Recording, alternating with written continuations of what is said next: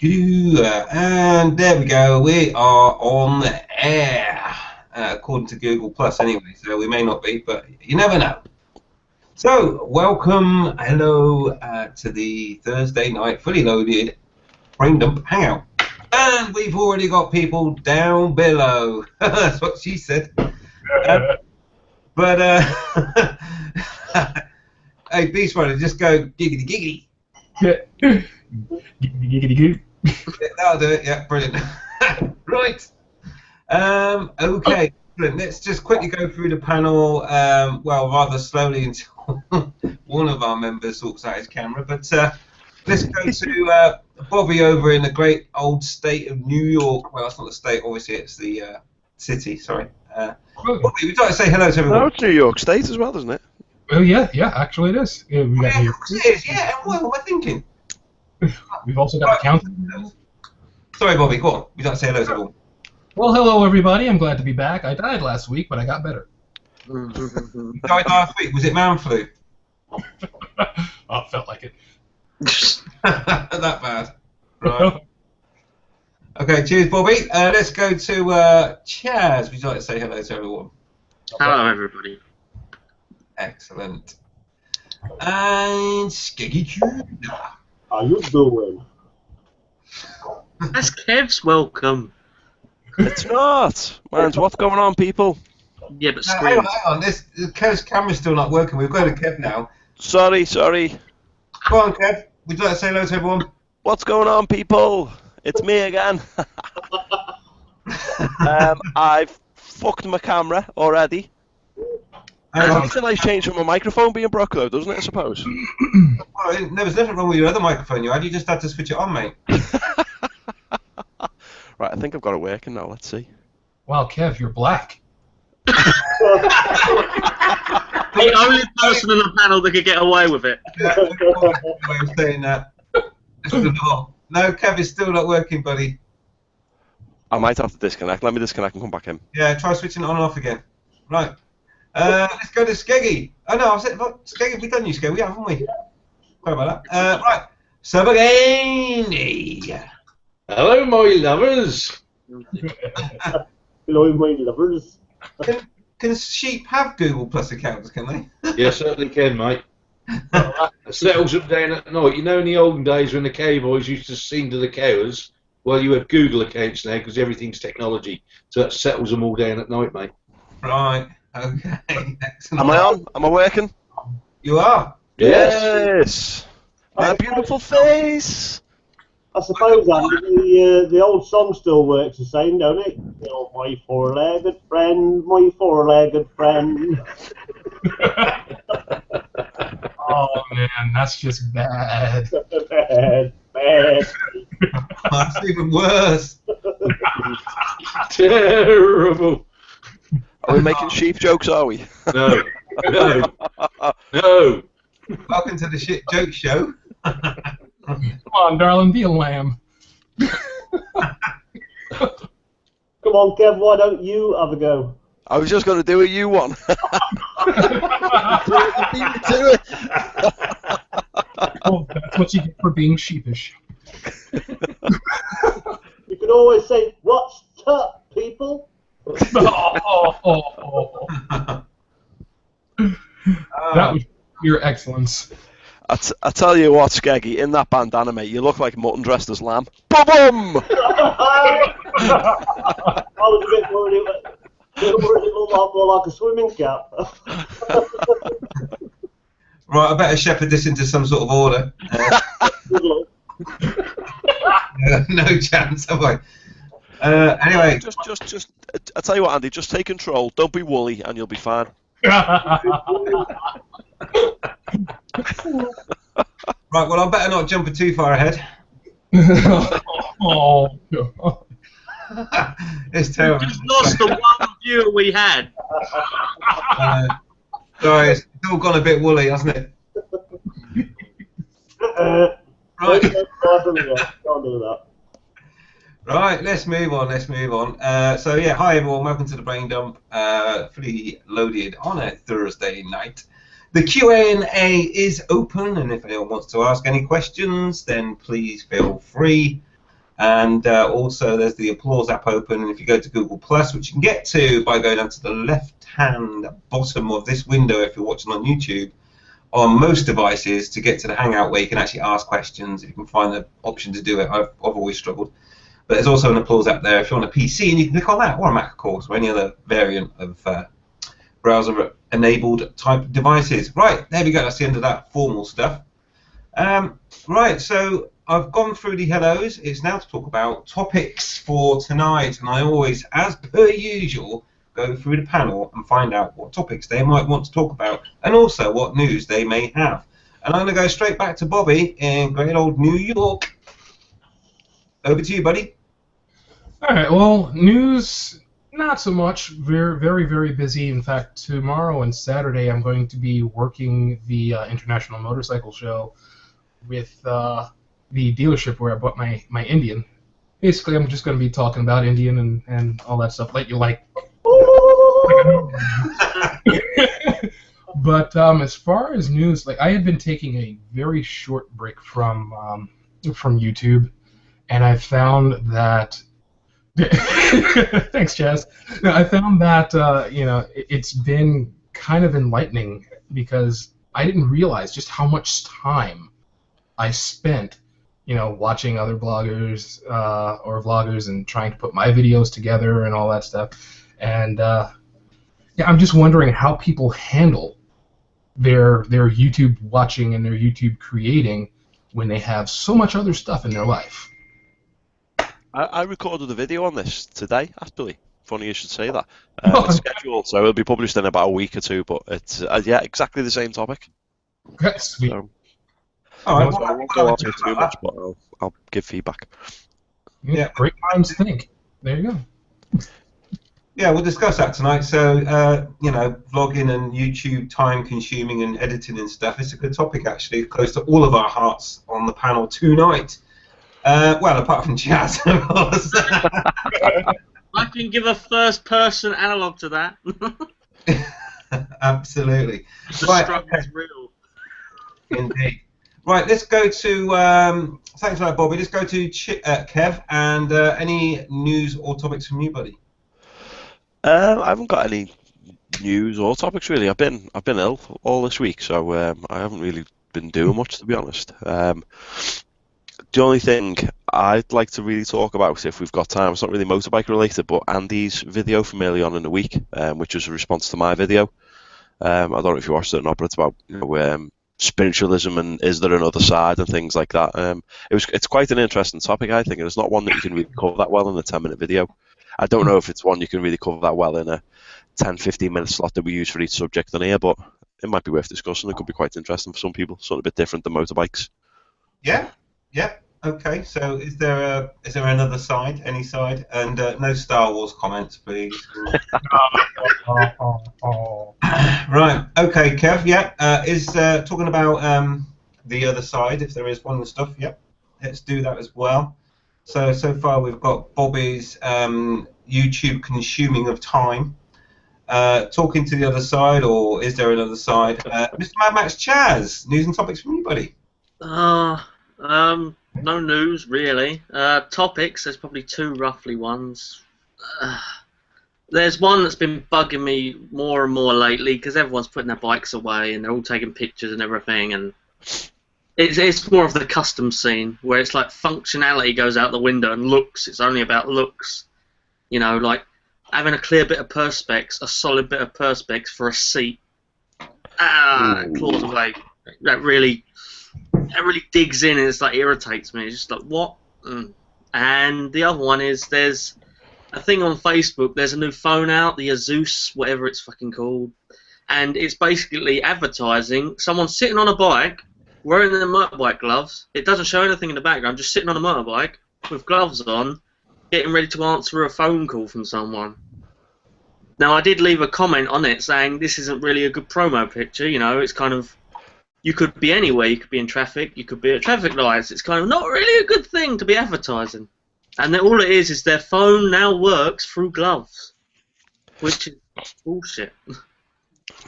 I've got a pair of gloves where you can use the phone. I've got touchscreen gloves as well. Yeah, You can get Yeah, but not motorbike gloves. go into the fingers to make them conductive.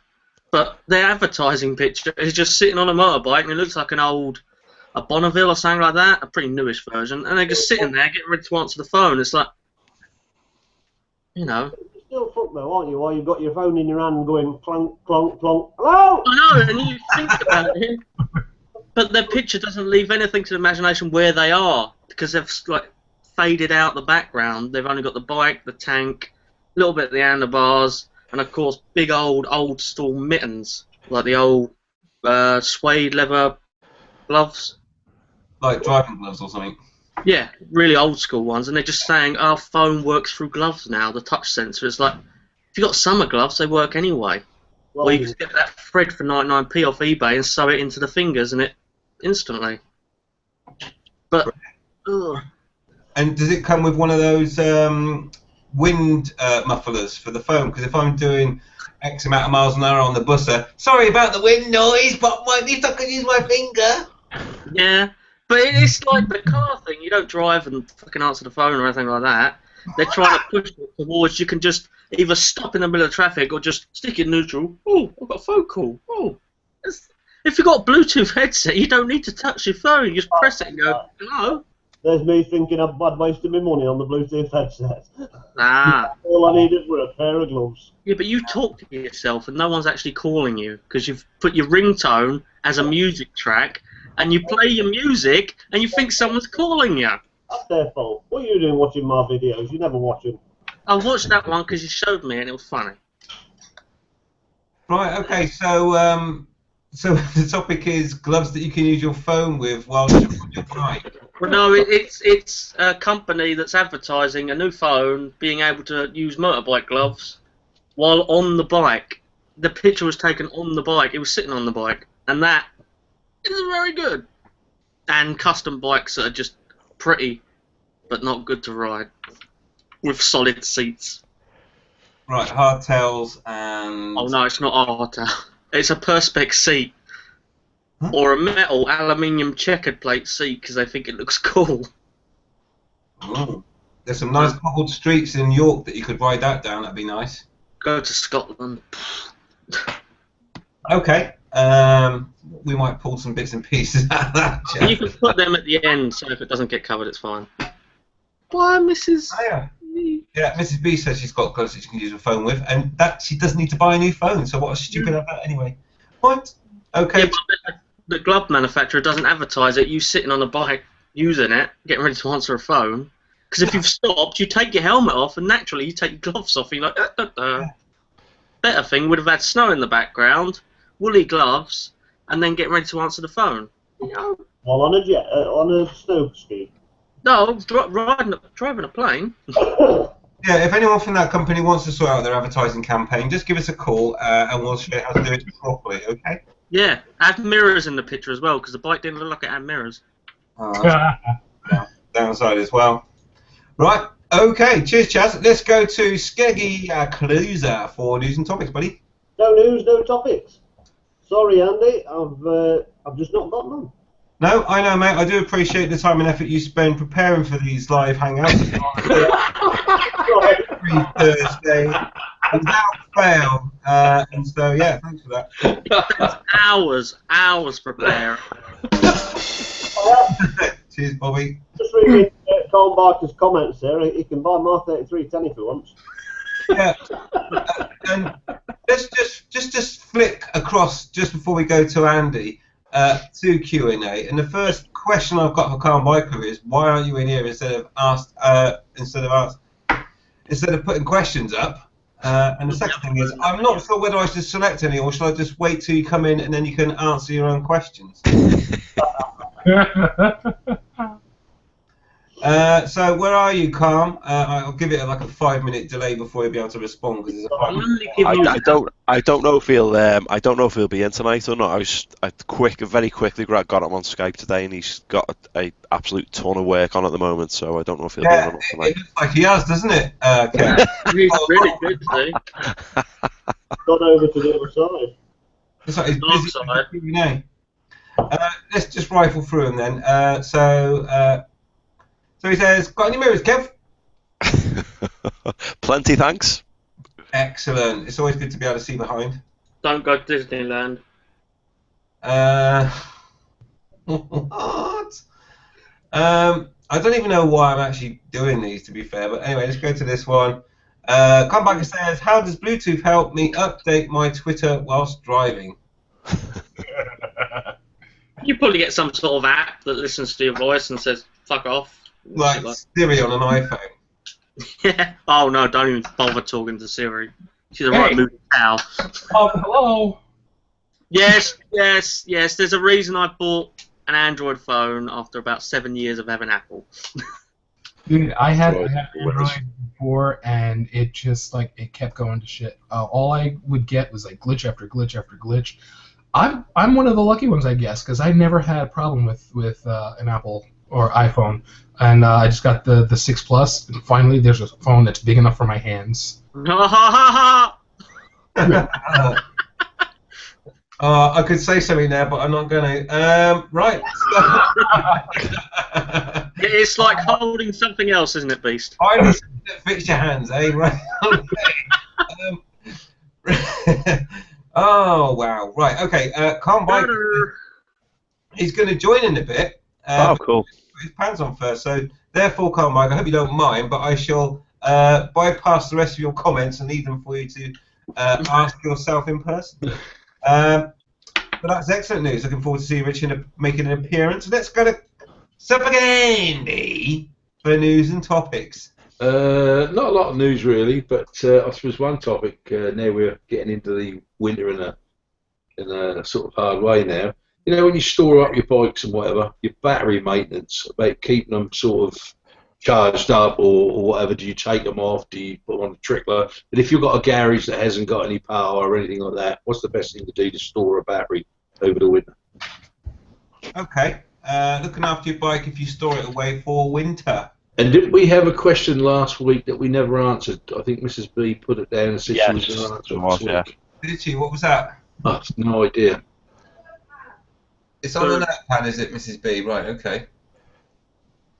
It's how big are Mrs. B's boobs? Is that what it was? All right. Yep. And we've got each guess by air feeling, air groping. They won't be as big as Beast's hands, though, will they? It could be the second time Beast might have said, finally something I've got to fit my hands in. They always say, though, more than a handful is a waste, don't they? Yeah. I have down more than a handful. You know what I say? Chaz has suggested measuring your boob size. It's always me. Well, it is. Look, if you're going to talk to me, come in here because I'm not shouting across the room in a live hangout where people are trying to... Sassy. Right, that's my diva strop for tonight. He's been drinking the old wife beater, hasn't he? Obviously not enough yet. Watch out, someone will call social services or wherever they are. Exactly, yeah, something like that. Anyway, and thank you for that, Andy. I've made a note. The notepad Mrs. B will discover and pick up that other topic. And there was one that I wanted to talk about tonight as well, which was what's the advantages of a quiet pipe, as in exhaust, okay? What? Exactly, Chaz, exactly. Yeah, so that was mine. And of course, any topics that the viewers would like to bring up as well. If you've got any questions, then please feel free to ask as we bumble along. There's no quiz tonight, but there will probably be a quiz next week because that is probably the last hangout before Christmas. Is that right? What? Hang on. Wait. I know the answer. France. Exactly. Well done. Oh yeah. Brilliant. Yeah, we're not going to do a live hangout on Christmas Day because we have a family and children and other things to do. So, well, I think that's a bit selfish, if I'm honest, That's a Andy. bit unfair.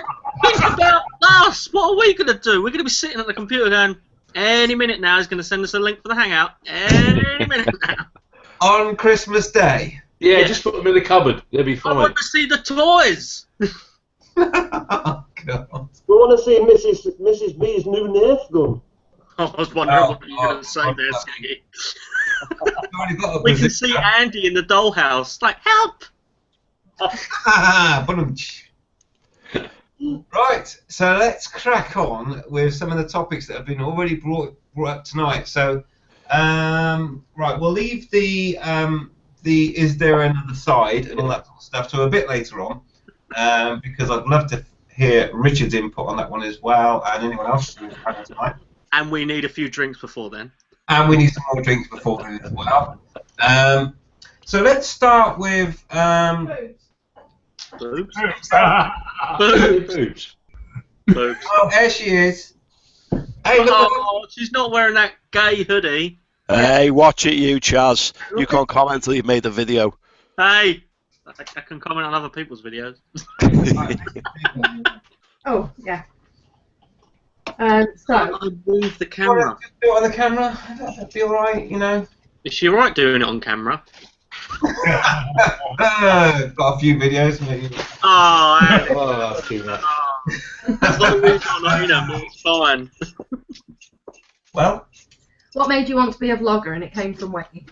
okay, so Whitney asked, what made you want to be a vlogger? Should we do that one first then? Since it's from last week? Yeah, why not? Okay then. Thank you, Mrs. B, for retrieving that question from last week. Oh, very welcome. Shall we answer Don't forget, motorbikecommunity.com. There you go. I said 34 double D? Oh my God, you're so far off, Chaz. Double D. You're having a laugh. I could No. barely get a nipple in that. Oh! I could. Wow. Yeah, that. Wow. Right. You got one sassy lady. Okay, let's move on. Okay. Let's go to Bobby over in the United States of America, in good old New York City. United States of Sensible Land. You're right. Bobby, what made you turn to YouTube to do vlogging? The dark side. Hey, that's the name of my business. I know. My business is called Dark Side Customs. So, you know, hey, I'm geek enough for that. But what made me want to be a motovlogger is, you know, after being off the bike for so many years, I wanted to get back into riding. So just to make myself feel a little bit more comfortable about it, I started watching, you know, YouTube videos about, you know, people riding here, riding there, techniques and stuff like that, because, you know, I was a little bit antsy. And I found, in fact, my first ever motovlogger was I Am Ramekin. That's the first person I had ever found. And I liked some, you know, some of his stuff. It was really cool. But he mentioned a website called Wreckage, and I ended up finding out, you know, all these people are doing this, and, you know, they're on their bikes and they're talking. And I know that when I was getting on practicing, I'm talking to myself just to make myself comfortable. So I said, you know, why not give it a shot? And the more I watch, the more, you know, the more I started realizing I identify with a lot of these people. It's a, you know, very like-minded community, no matter how crazy and weird and how many different directions we all. You know, we're a two-wheeled family that we talk about our stuff. We get our, you know, our brains working, and we throw it out there. So I figured, why not give it a shot?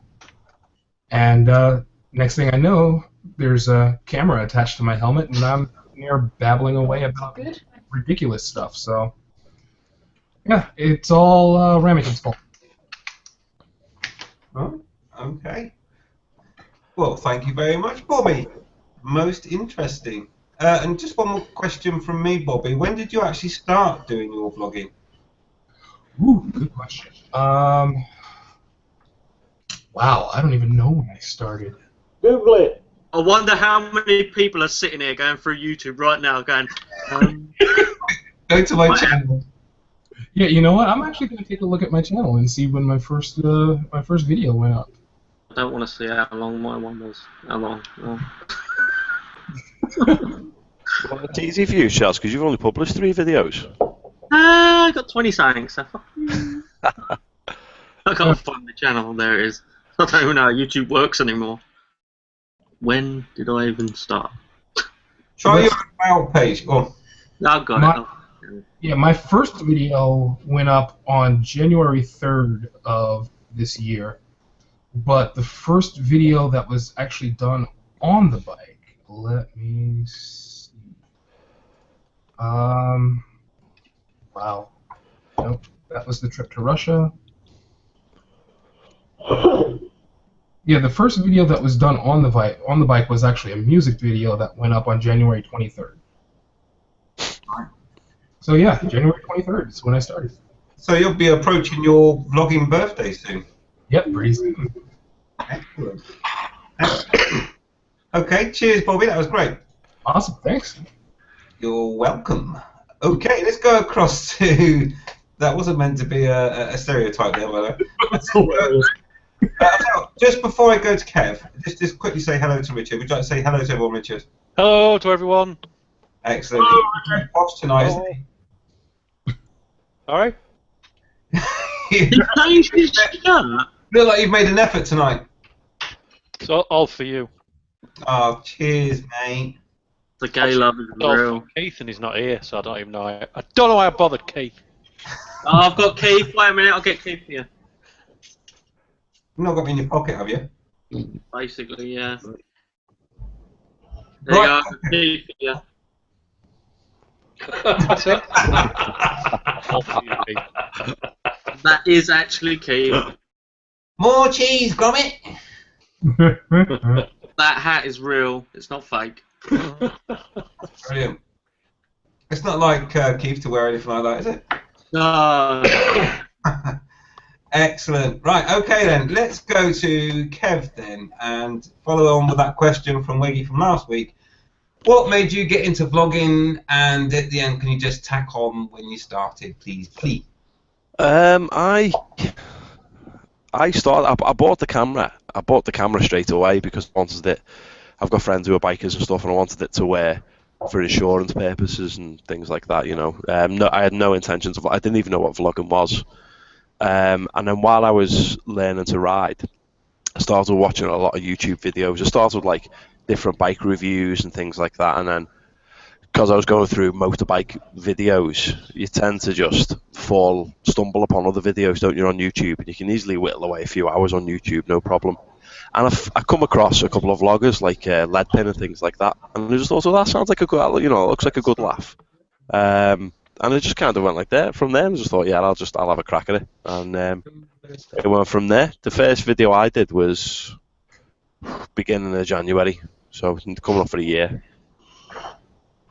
So yeah, that's how I fell into it. Okay, brilliant.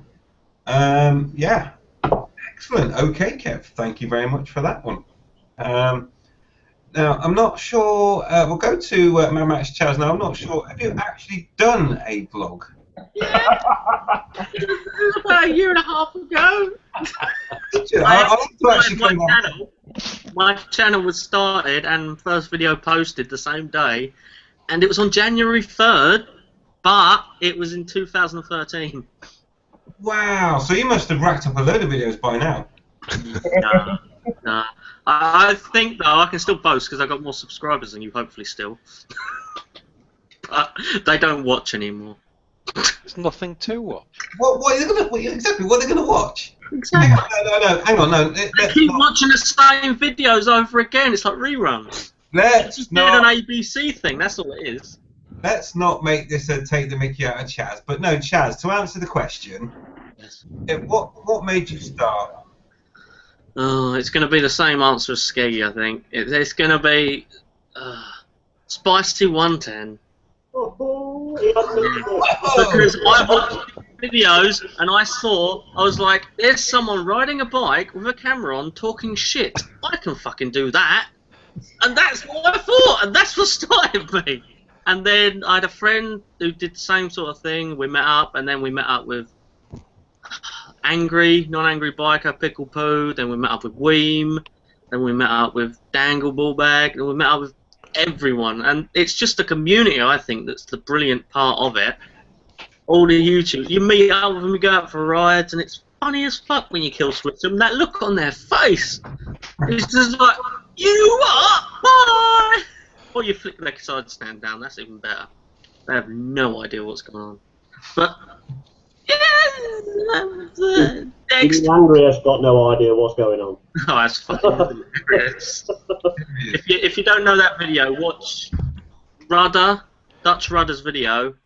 It's one of them, the monkey meat. He flicks the side stand down on non-angry biker's bike and doesn't know exactly what's going on. He's just sitting there going, "What has he done? What has he done?" And he keeps rerunning it. And Angry does get angry. That's fun. Yeah, anyway, next. Excellent. Yeah, cheers, Chaz. So that's what made you get going. Now, just for me, I know it's probably not in the order that we started, but Richard, I'll need to go to you next as the next in line on my panel at the bottom. And the question was from Weggy from last week, which we never got to. That was, what made you get into blogging? And my little tack-on question is, and when did you start? I think it was last November I started. I read it similar to Kev, really, although I think different people probably. So I was learning to ride a bike last kind of July, August time. And you think, well, I'm learning something new, I'll have a look on YouTube, see what other people are doing. And watching Roadcraft Nottingham and Two Wheel Steve. Everybody remember Two Wheel Steve? He seems to have gone away now. Yeah, he ain't made no more videos, has he? All about kind of riding tips and all that kind of stuff. And then I got redirected from there, or not redirected, but I got links to Jim Payne and Skeggy. And I thought, looks like a laugh. Got a camera for insurance as well, and to look at my riding so I could look back at what I was doing. And I thought I might as well get a mic to go with it.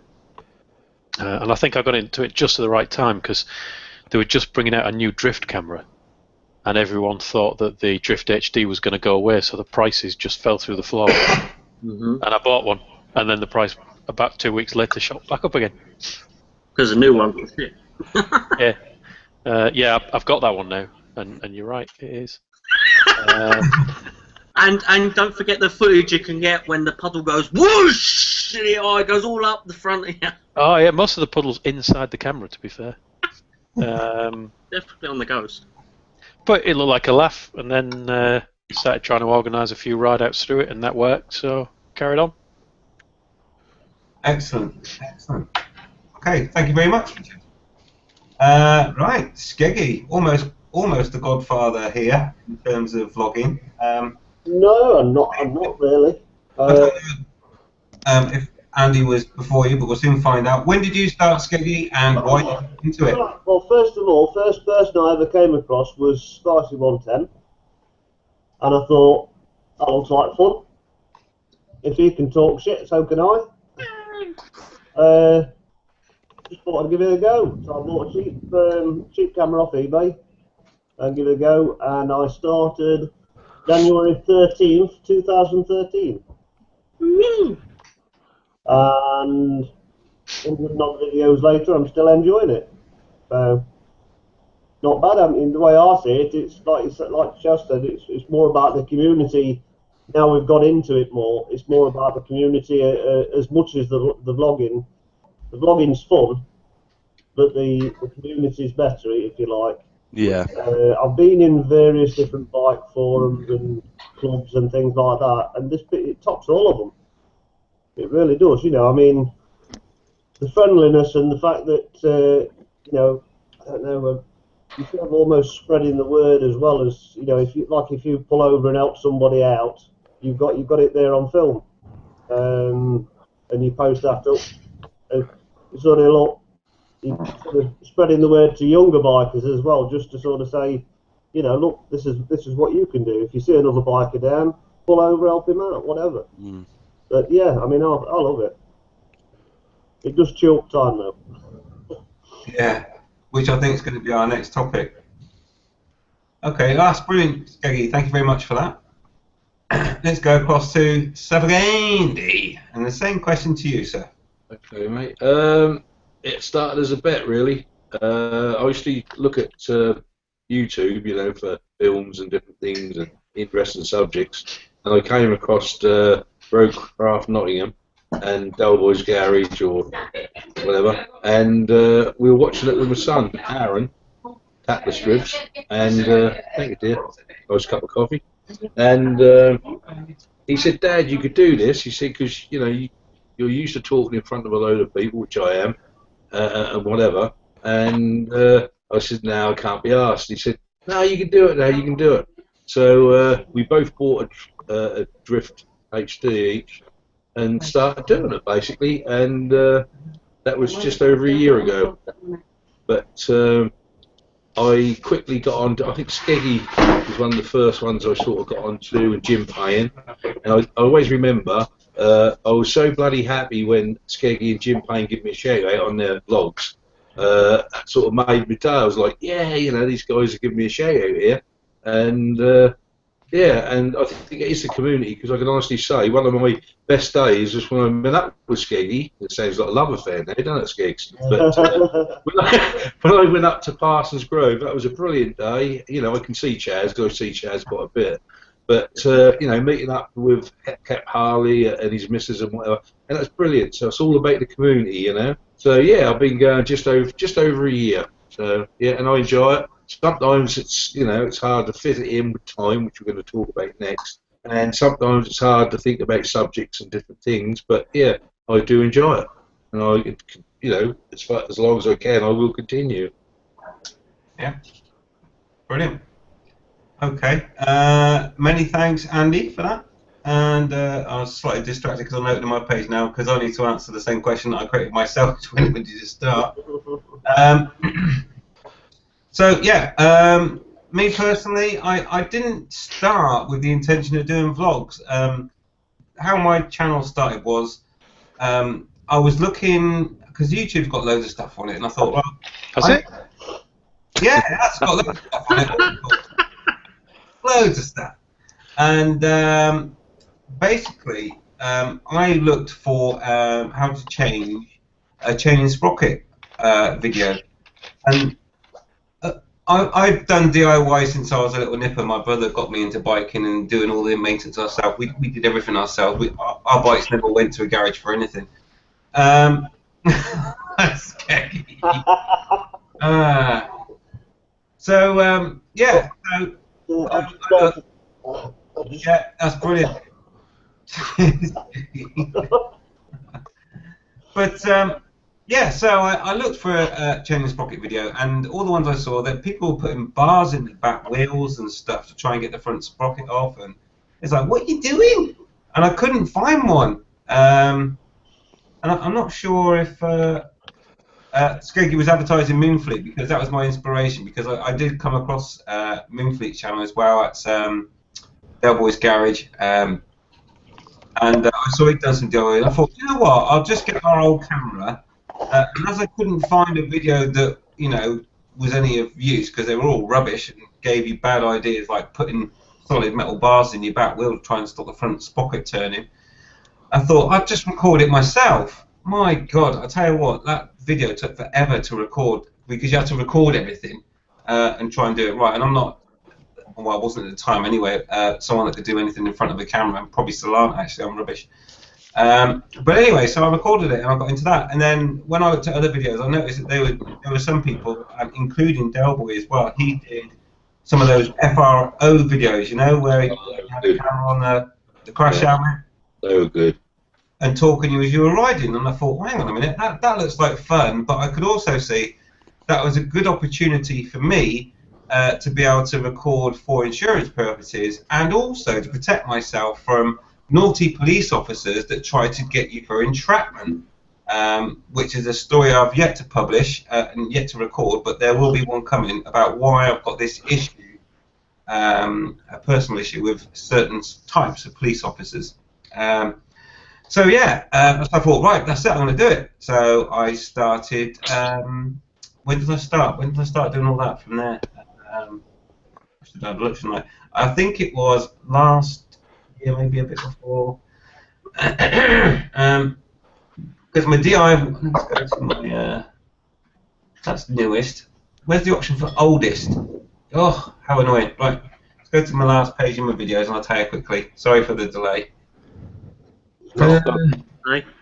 It's okay, and we've got all night. Don't worry, mate. Yeah, no, mind about me, you know. Just play that Take Heart music for the gallery. Doodle-doo-doom. Right, no videos were found. Thanks, Google. Let's try page 8 then. Right, okay, so my chain and sprocket video was released on August the 5th, 2013, which is my how to change a chain and sprocket on a Hayabusa, but the same goes for any bike. It's a good video. It took ages to record, so I advise you watch it if you want to do yours. My first vlog, though, was... When was my first vlog? Scrolling up. Is September the 1st, 2013 was my first motor vlog, and it was me riding to Southport. So there we go. But yeah, the other thing that I need to say quickly is that from there, the community grew. And meeting really great people, such as everybody in this panel. And I do have to give a special mention to Jim Payne, who mentioned who was at the time for me like a vlogging god with loads of subscribers. And he said that he something along the lines of he'd met the Beatles, and like me and Mrs. B were like, what? And he gave us a shout, and it was awesome. So thank you, Jim Payne. Thank you for that. And you'll always be in our hearts. And he was the first motor vlogger I actually met as well, offline, if you like, and what a great bloke he is. So that's how we started, and that's how we got into it, and I do find it doable, and it's great for insurance purposes. So anyone out there that's thinking about getting his motor vlogging, I recommend it. You were my first, Andy. I broke my motor vlogging virginity with you. You were the first person I met. I popped your cherry. Awesome. You did, mate, you did. I even bought you an ice cream as well. It's awesome. That's sounding a bit too wrong now. Yes, yes. Did you sit on your lap as well? It's Kev's first wheelie caught on video as well. I'll tell you what, Sulphur Candy, and they've got the nerve to judge you. That's true, Skeggy. But yeah, the community is awesome. I've met a lot of people. There are still people that I have yet to meet. Obviously, I've met Richard Carnbiker. Hello. I've met Kev. Obviously, Bobby might be a bit difficult across the water there. But also, yeah, I'd like to meet up with Andy. At some point. Hopefully next year, mate. Oh, we will try. We will try. Yes, we will. So yeah, brilliant stuff. Well, I'll tell you what, though, if any of you guys decide that you do want to come over here to New York, screw the hotels. You all have a place to stay right here. Only if you cook that turkey with that bacon on top again. I'll do it for you, man. Oh, you bloody I'll do will. it. Sounds like a threat. I'll do it. Oh, bloody do it. The bird gets it. That's brilliant, mate. And cheers, Bobby. Yeah, and do you know what? If I ever have got the opportunity to come across to New York, I would definitely come and see you, mate. Absolutely. Awesome. I have to say the same from my point of view. If any of you ever want to come over this way, I can point you at an acceptable hotel. I didn't think there was anything. And we've got loads of sheep pens around this area, so you're going to be absolutely fine. Oh, brilliant. You can introduce us to your favourite sheep, can't you? Oh, no, I have a different one every day, mate. I never get attached to them. I bet you've even forgot their names. I don't give them names. He doesn't know him long enough. So I just say bitch. What?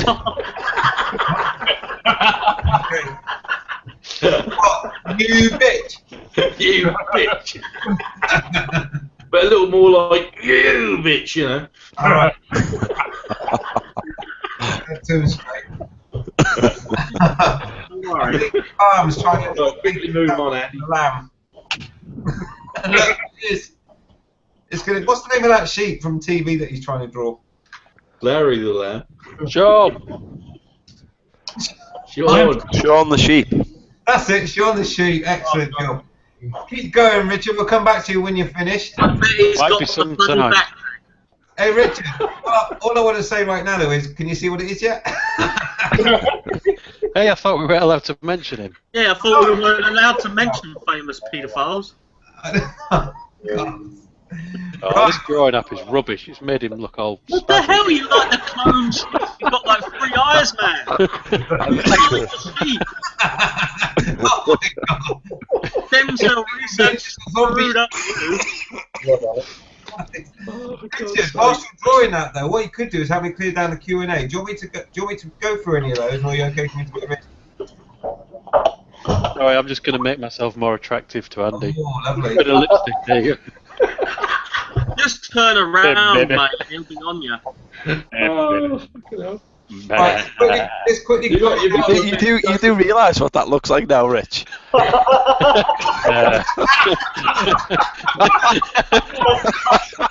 Turn off. I think he does. Oh, God, Richard. You're mad, man, mad. Yeah, definitely look like Iron Man. Right. Oh, dear.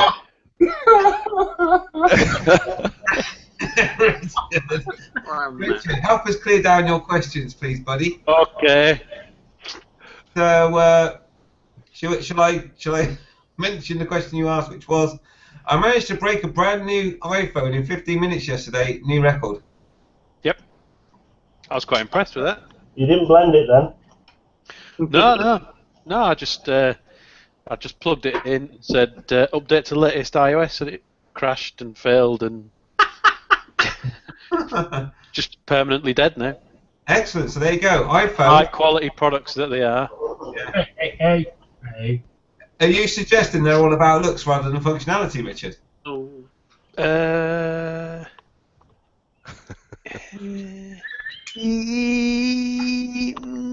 Yeah. Okay, brilliant.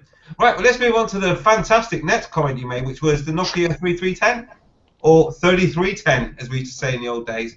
No glove problem. Bulletproof, those things. Do you want to expand on that?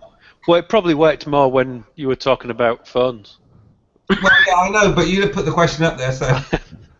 I know, but I did put the question up there about 3/4 of an hour ago. Yeah, well, we have normal stuff, you know, as well. I think you were talking about gloves that you could do your phone with or something, weren't you? Gloves you could do your phone. Yeah, excellent. And then also you mentioned about the Perspex seat, of course, which really digs in. I see what you did there, Chaz. And that's all in the timing, of course. Yeah, 45 minutes. If only we were 3 minutes earlier, we would have cracked that one. Crack that one easy. Okay, you're going to really have to help with this one now because the context is probably a way long time ago. Yeah, don't give up on it. Big Brit. Give Big up on Brit it. small. So, according to the other comment you put in, which we'll be covering later, if there is another side, is there a barrier? If so, is it too tall for Mr. B to get over?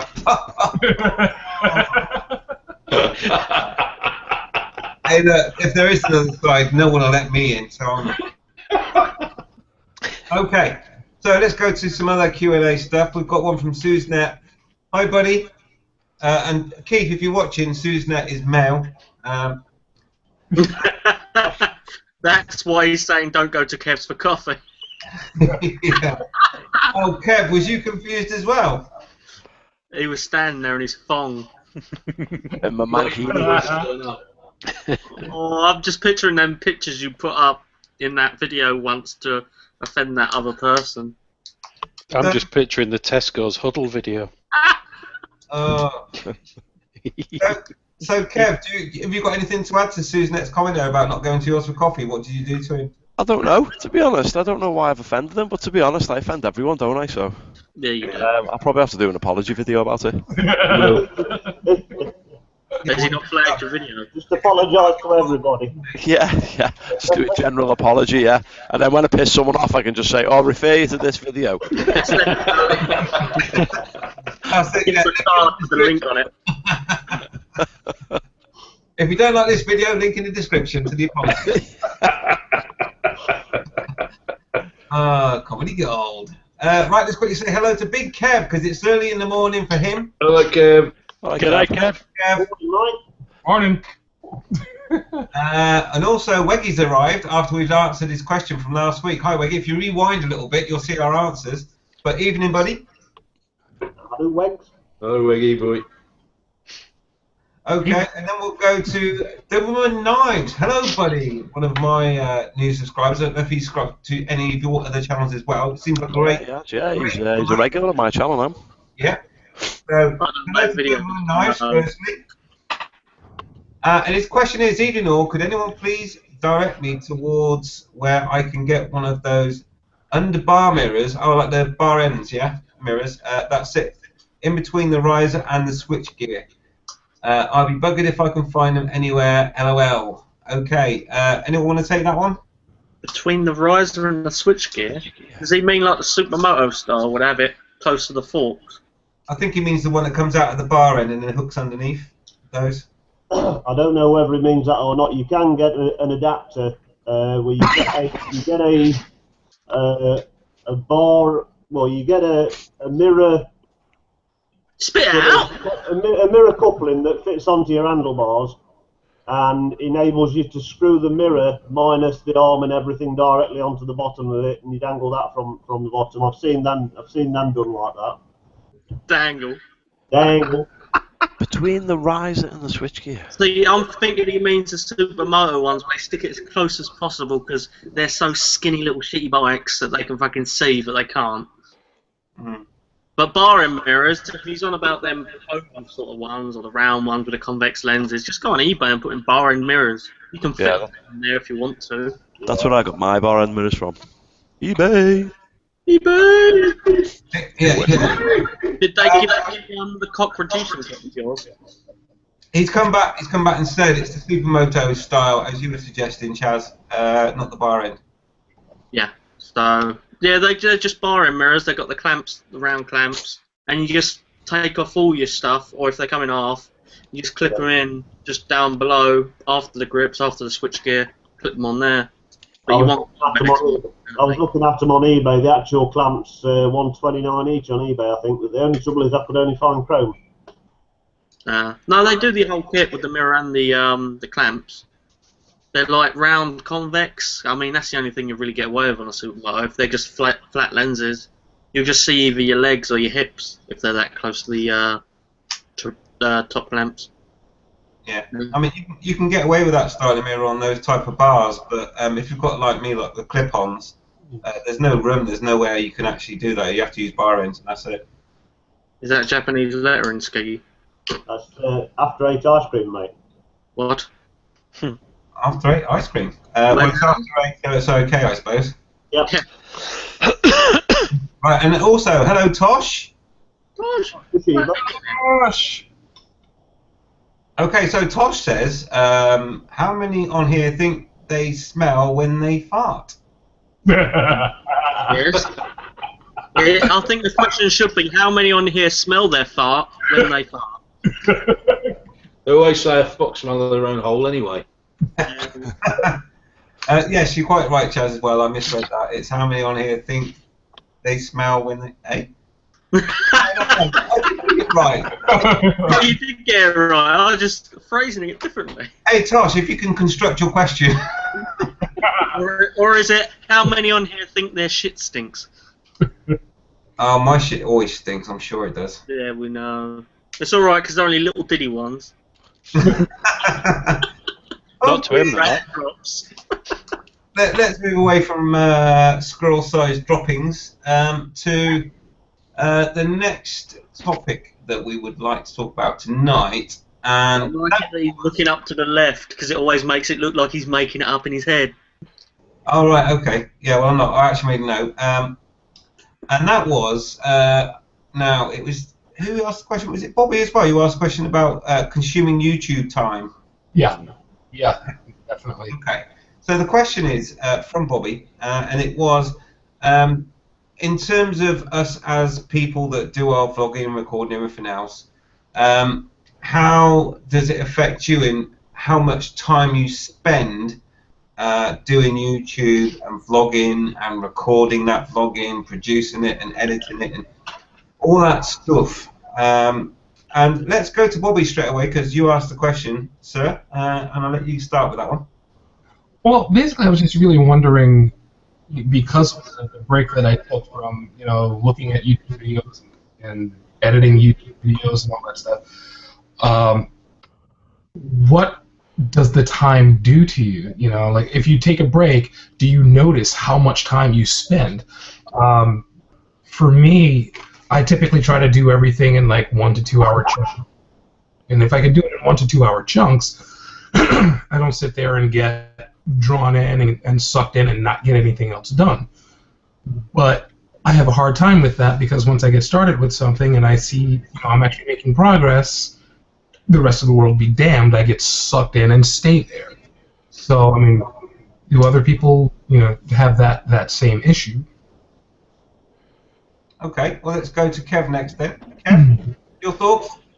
Well, me personally, I mean, I'm quite lucky in that I have quite a lot of time off of my job, so I've got the time there if I need it, you know, I can afford to spend a few hours at a time working on YouTube or going through videos or whatever. But in terms of actually editing videos and doing that side of it, I don't actually I spend a very small amount of time doing that kind of thing because I deliberately keep my edits quite simple. I'll put a little bit of text in, maybe the odd picture, that's about it.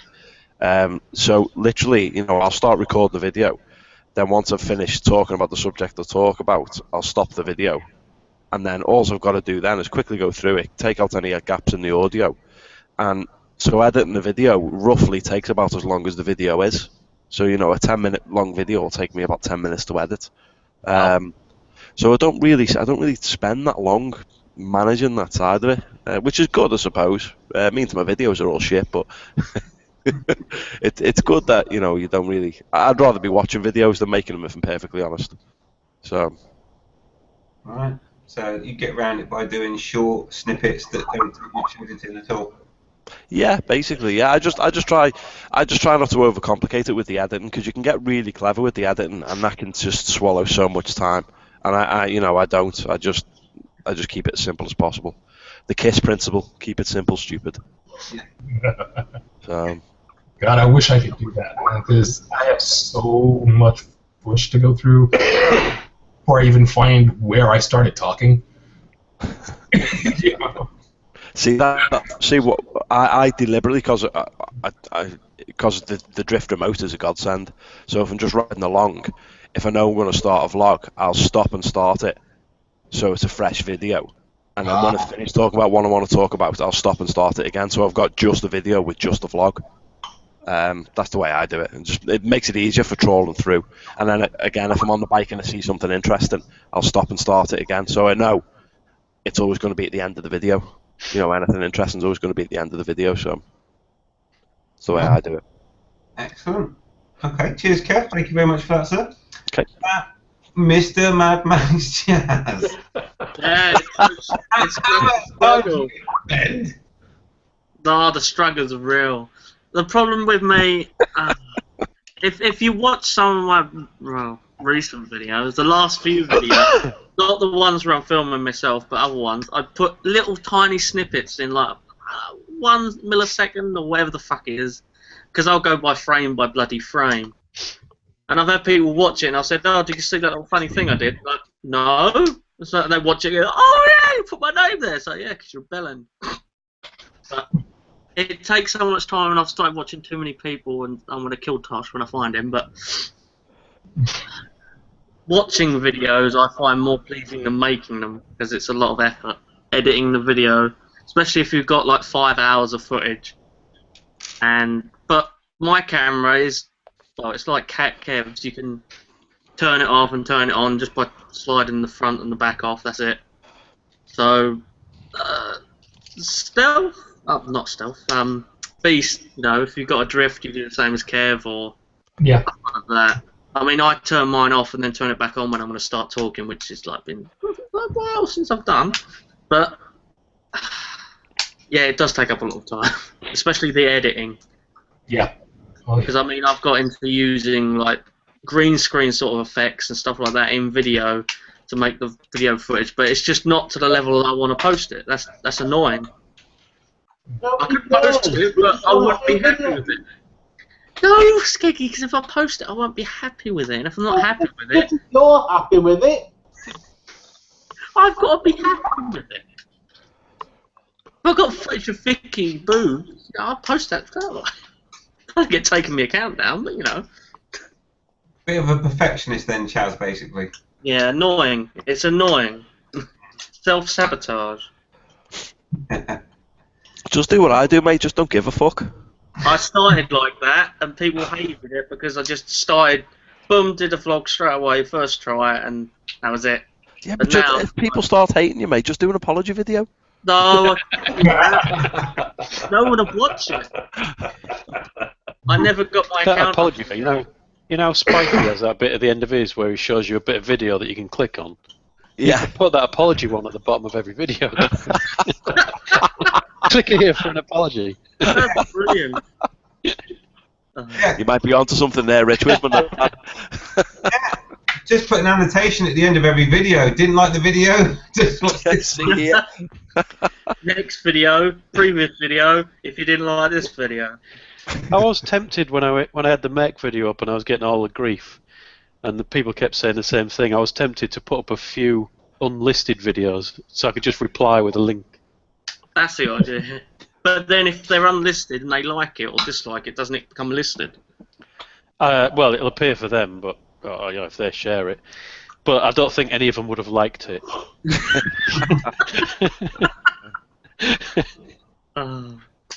Just link it all to Spicy if you want to know what an idiot looks like.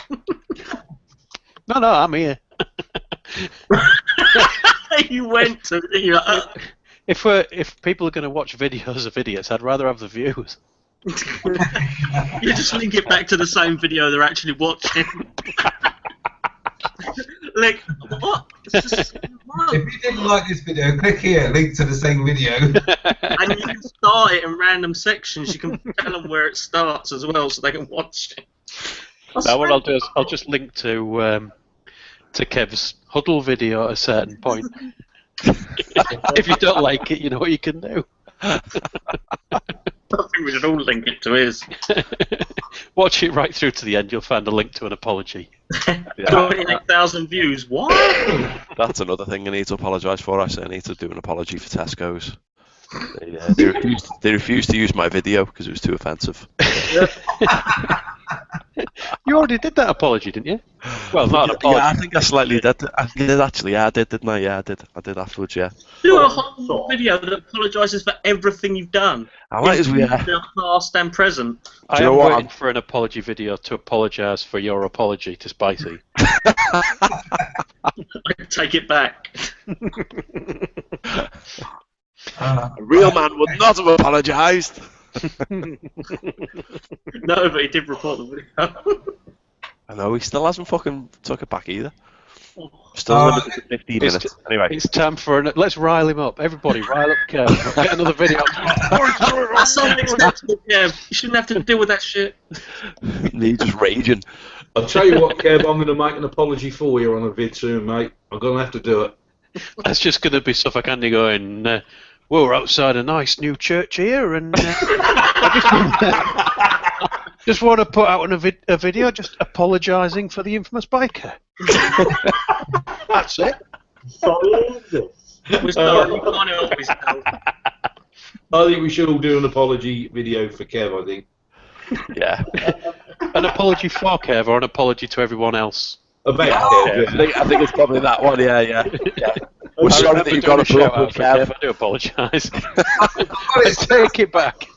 What we'll do is we all sit in front of our bikes and say, "Hi, my name's Mr. B," or insert your vlogger name, and this is an apology on the behalf of Kev. No. Not an apology on behalf of Kev. An apology For Kev. And then I can do a follow-up video.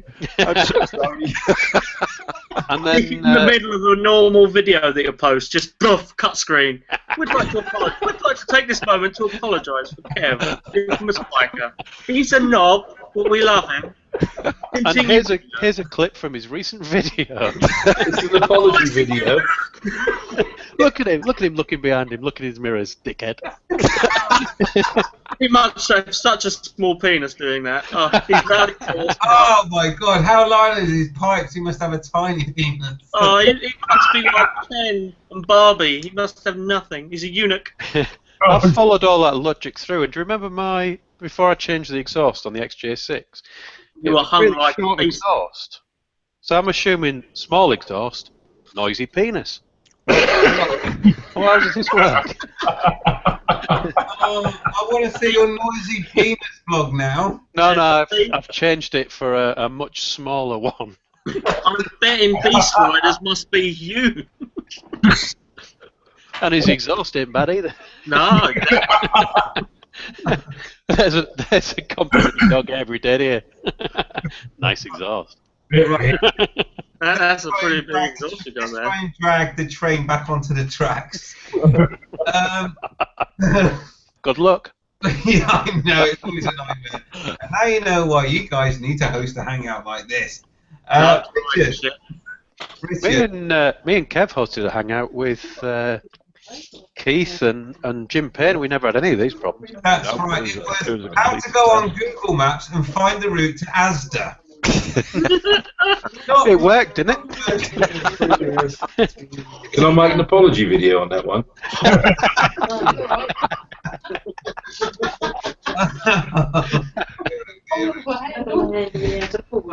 Right, Richard, sir, the focus is on you now. How much time do you spend on YouTube editing and all the vlogging stuff that we do?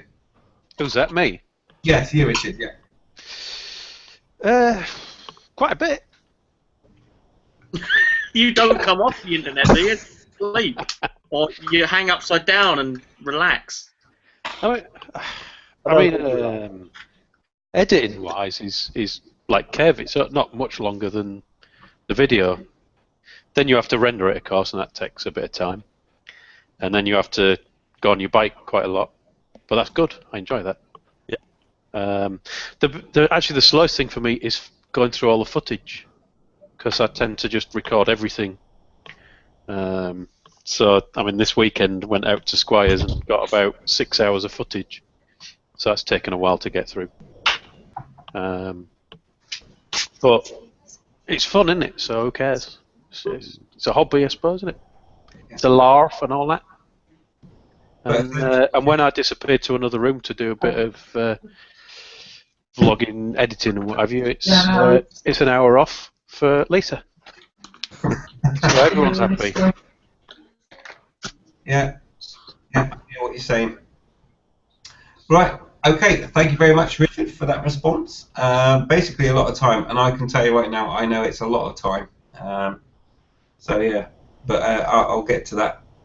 But not before Skeggy and Savagandi, of course. Let's go across to Skeggy. How much time, buddy, do you spend messing about with the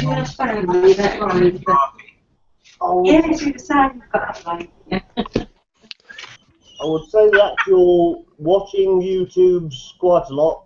The recording of, I tend to do one a week. Sometimes two, but generally, like we've said, that's the easy bit, isn't it? Doing the ride and the talk and whatever, or just the mumble. Get to where we're going, and when I get home, I'd take about probably, I don't know, for a 15-minute video, 10-minute, 15-minute video, I'd probably go through for about 20 minutes, 25 minutes, sort of working out what I want, and then probably another 15 minutes to actually edit it all into right order. 15 minutes to render it, and about 10-15 minutes to upload it. So, but majority of the time it's just taken into the watching of videos and comments and replying to all the people that's commented on yours. That's the longest thing, I think. It's great to get the comments coming in all the time for the on your own videos, but it takes so long sometimes to answer the comments. But I wouldn't have it any other way, because that's the part I probably enjoy most is answering the comments, It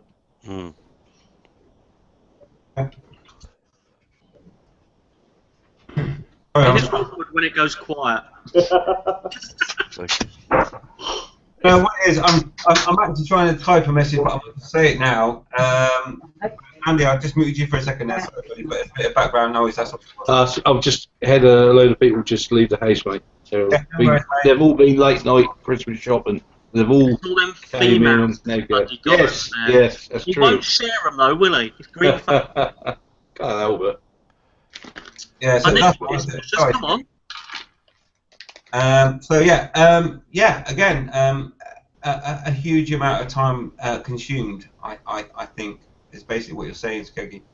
Especially in terms of watching as well. I mean, if you've got a lot of subscribers that you subscribe to, if you know what I mean, that you do tend to get a lot of footage to try and get through if you can. So I sympathise with that totally. So thank you, Skeggy. Let's go to Andy. How much time do you spend doing your vlogging thing, mate? I would say, watching the videos to start with. I try and watch every person who's just, puts a video up. Luckily enough, I get up early in the morning, so I've got to get my daughter to school and that. So I've got an hour and a half just to sit there and go through what's coming through at night. And I'll do that every day. And then sort of at night time, I'll sit down and watch some. I can usually keep up with most of them. But as for the doing the vlogs and whatever, I try and get 1 to 2 a week if I can. And I don't run the camera all the time. I only just, like Kev, I put it on for the vid and I put it off at the end of the vid. And sometimes it only takes me 5 minutes. Once I've got it on Movie Maker and I do listen through it and I'll just chop it up. Sometimes only take me matters of minutes, I done one yesterday and I think I took about 2 minutes to chop it up and that was about it. Because I've only got one camera. Well, I've got 2 cameras, but I've got one camera I use all the time. And I can only do the basic editing, and usually when I just speak through stuff, it's usually okay. In fact, I have a lot of problems where I'll make a vlog about something and it's like 50 minutes long sometimes, and I have to chop it down to 10 minutes, so vast lumps I just chop out, and even if I think they're quite good, I'll still chop them out just to bring it down to 10 minutes. So yeah, it does take a lot of time, but the only thing I can say, I don't work like you guys do, and I sometimes wonder where you get the time to do vlogging, because trust me, the stuff I have to do out there without the vlogging takes up most of my time, and I'm always busy, and I don't know how people can do it sometimes, but it's supposed to be all fine time. Should imagine it takes you longer to ride to the church, don't it? I think it is next to one, for fuck's sake. Yeah, see, for me, then I agree with you. Sometimes it's really hard to find time to get out and buy. Thanks, Chaz. It's really hard, is it? Oh yeah, it's hard. It's a long, hard process. No, but I've a couple of times I've gotten on to taking pretty long rides when I can and doing maybe 2 or 3 topics on one stretch of video. But I tend to keep my camera on mostly because if something goes down, I want to make sure that when it comes time to deal with the insurance company or the police or whatever, I've got evidence right there. I wasn't at fault. It's not me. So that's why I keep the camera on. That sort of thing tends to happen when your batteries die. I found that. Guaranteed. Something will happen and I'll go, oh, at least I've got the camera on, then find out my battery died. Uh-huh. I've definitely had that happen. Between a vlog and then the battery dies and you hear it that beep beep. It's like, Argh! I've had that happen a couple of times. That happens every day to me. The struggle is real. At least you don't have to edit them, Jazz. I know. I'm still editing one from last year. It's still not actually complete. Movie Maker's taking its time. Oh my god. See, I like my iMovie. iMovie's awesome. It's simple and easy, just like me. You're not easy. Yeah, you should ask my wife that. That's a conversation that won't go down well. Is it easy? Oh yeah. Man, I love that woman. Yeah, tonight I'm all by myself because she's out with her company Christmas party, and she's gonna be staying overnight and going directly into work. And I'm like, I got the kids to myself. Yeah, oh shit. Oh man, so when I pick them up, I'm gonna teach them how to play poker. And drink beer. Yeah, right. The trouble is though, when you're trying to vlog, you get these times where you've got all these things to do in your in your personal life, and then you've got the weather against you, and you think, oh my God, I want to do a vlog, but I can't see myself doing one for 3 or 4 days because I just can't even get out there, So that can sort of pull you back sometimes. I mean, you can get out there. It's just the footage would be crap with the water on the lens, wouldn't it? Unless it's really coming down, it won't clear that lens off. The snow's the worst one for it because you get stuck through it. It's like, brilliant, yay! But I used to get used to just wiping the lens every now and then, so it kind of scratches it if you haven't got a glass one. Well, I am not getting out there in the snow. Screw that. That's fun! Nope, sorry, nope. Just not happening. People out here drive like assholes. Shit, dude. Well, Andy, I think you've got loads of comments here, mate. Yeah. I'm just going to Oh my God! Andy, guess who Yeah. we've heard from in the comments? Yes, I know. I'm going to go through them now before I get to my response on the old YouTube thing. So I just have to take a quick break. So, firstly, the first one I want to pick out is Subdelinquent. Hello, buddy. All right. And let's go from his first comment, which was, "What up, fellas? Stopping by to say hello." Hello, buddy. Good to have you along. All right. And as you know, mate, you're always welcome to join as well. Okay, and if you ever want a link, just let me know, and I can send you the link. So I also will follow up with the next person that caught my eye, which was Chris Peach, the legend that is Chris Peach in Gibraltar. Hello, Chris, mate. Hi, Chris. And he's sorry, not been around for a while. Been busy sorting myself out. Awesome, mate.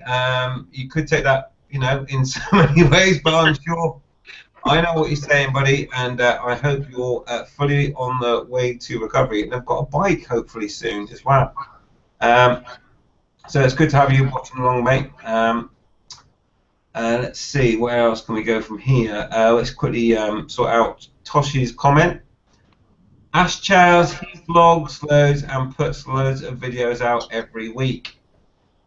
Yep. Excellent. And I'm sure Chaz is going to release I'm one not before. one of them stars. Yeah, I might not ever show my face again and just wear one of them icon variants with a tinted visor and be so cool and have a million subscribers because that's what cool people wear. Yep. And Delinquent says on topic, I'm just trying to nail the ones that are on topic at the moment, and Subdelinquent says, "Oh shit, that's one fast editing. My videos take 8 to 10 hours editing per video," and that was while you were doing your talky bit, Kev, in the way that you do your videos. 8 to 10 hours, that's crazy. Yeah, they can take some time, and I'll get to that when I do my bit. So yeah, so it depends how far you want to go with your editing, really. So what I'll do is I'll just do my bit on and finish this topic off, and then I'll go back to the Q&A. I've covered everyone that's made a comment so far. So yeah, for me, time.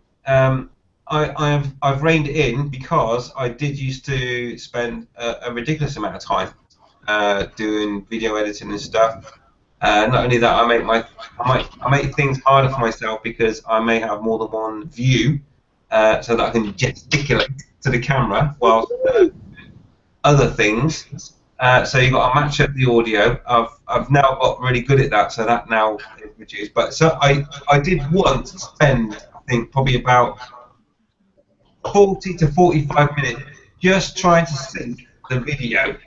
Okay, but I've now got a method that works for me that makes things a lot easier. But yeah, any additional effects that you see people put onto their videos, there is time and effort being put into that.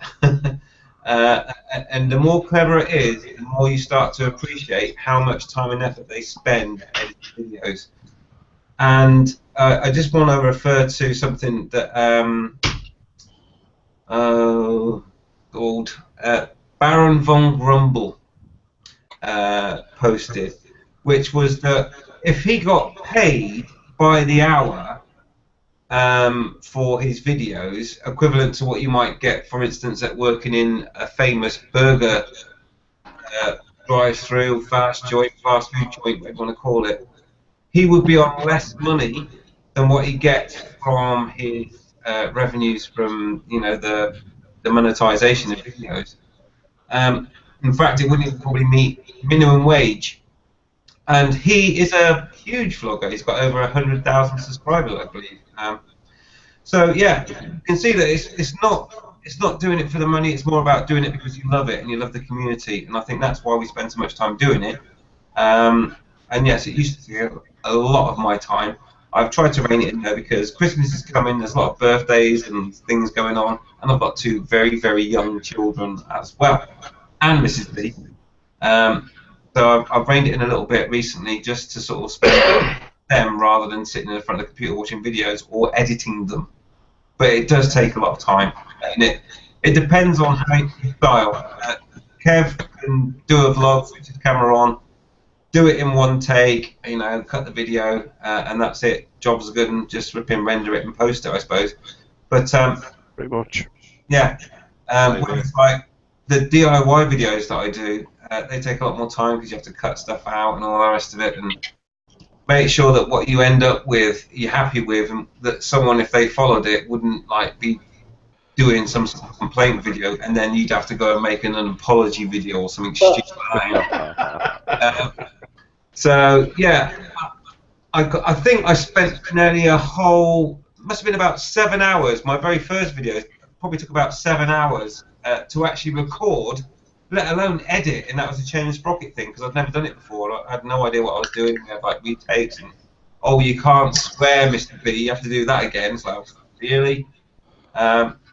So yeah, it does take a lot of time, and if anyone's thinking about getting into it, you know, there is that element of it taking up your time, but you know, it depends how much spare time you've got, really.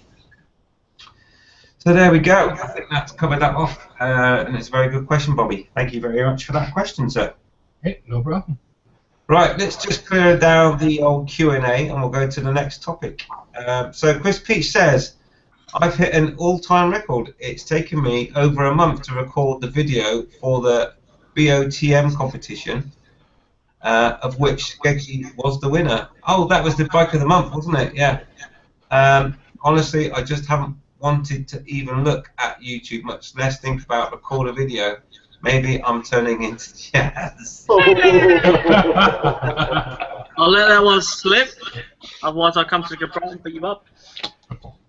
Yeah, and of course that's in reference to Chris Peachy has got a forum where you can go. It's like a little community forum where you can go and, you know, get involved, get chatting, and they do a bike of the month competition. And Chris, feel free to post a link up to that as well. To keep it in context, that'd be great.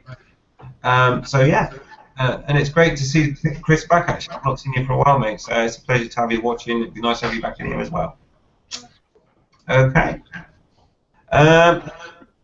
So let's go to Doberman Knives, and then we'll go to Weggy.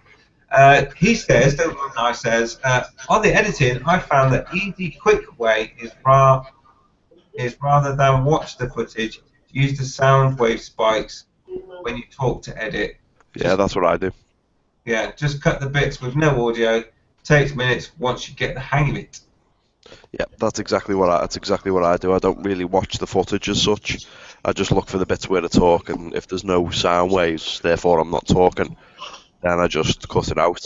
But it made it a lot more difficult when I had the baffles out of the bike, because all I could fucking see was sound waves all the way through. So, Yeah. It made it really difficult. But that's basically how I do it. That's what I do. I don't know about you, Kev, but on mine, if the bike's just on tick over, the soundbar is already at the top. So it doesn't matter whether I'm talking or not. You just don't see anything on that soundbar. That's it. That's exactly it. Yeah, you just see. I showed Rich a screenshot of it, and it was the first video I'd done with my baffles out, and all you see is a straight bar, and then you turn the bike over and it's just a massive, and you just can't see anything but waves. So usually I can even make out I know I get an idea of what I'm saying by the waves, because I'm not used to, especially when it comes to things I say regularly, like goodbyes and things like that. I kind of know what to look out for, so it just makes it really quick and really easy doing the sound waves. Yeah. When you've got your baffles in. I think to help what you need to do is bring back your "What's going on, people?" I was wondering how long that would take to come out. Like I was saying to you though, in your video, I think it was, Kev, when you were on about that baffles in, baffles out, and I put my baffles are in. Yeah, if you're just like blow your eardrums if yours were out, I think. I'd have to drill the rivets out just to take the baffles out. Yeah, and actually that's the topic I wanted to talk about was loud pipes tonight, which we might do next. No, we're not. We'll do storing your bike in winter next, as soon as I've got through the Q&A, and then we'll go to pipes, and then we'll go to the other side. We don't have to do that tonight. We can do that one, in private or whatever. Because it's Christmas. Yeah. The other side of Christmas. See what you did there? The other side of Christmas, boy. I think that's got the potential to turn into a really long discussion, hasn't it? So. Yeah. What's that?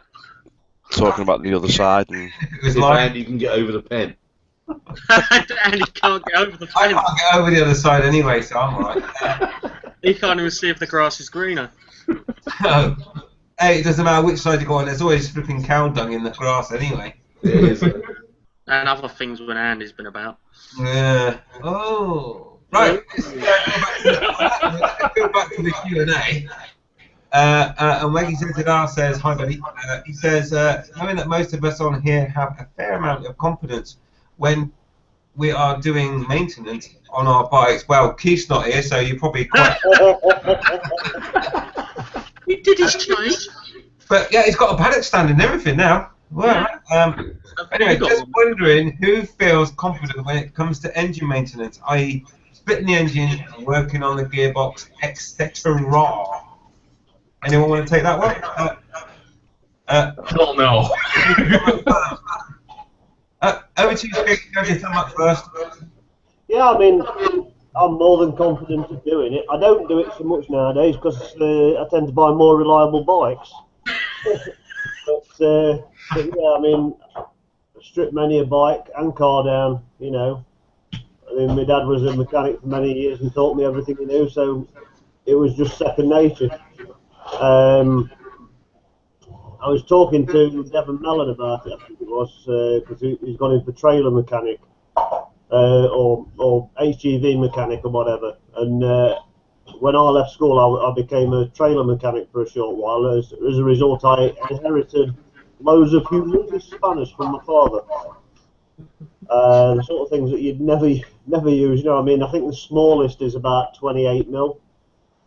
And they just get bigger from there. Huge sockets and spanners and all sorts. But yeah, I mean, fully confident with stripping, rebuilding the engine. For my 60th birthday, my dad bought me a mini engine, and my present really wasn't so much the engine as the strip down and rebuild of it, just for the hell of it.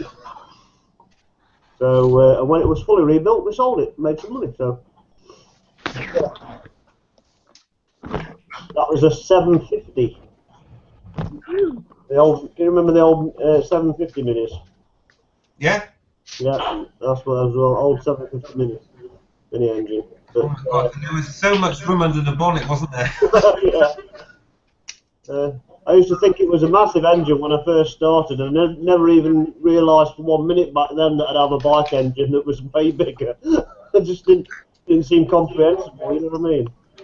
But you could lift the bonnet up on those, and you could see daylight all the way around the engine. You could stand inside it as easy as anything, and you know, and you hadn't got much room in there anyway, but you could still stand inside it.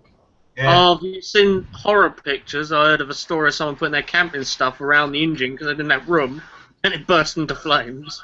And there's a gas bottle under there as well. That's a bit silly. Well, if you'd ask me, that's natural selection. That is. Yeah. Absolutely. Oh, bloody, that's on the More on topic that. of Darwin in natural selection. But anyway, Chaz, you had your thumb up as well for Cheers, Gary.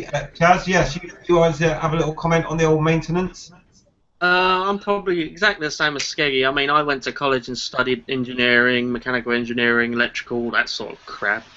And like Skeggy, I started off early, and you learn, and you get a feeling in taking things apart and putting them back together, working out how they work, stuff like that. I mean, most people take things apart and they're like, "Oh, that's how it works," and they can't get them back together. But that's a challenge, and it's kind of cool doing it.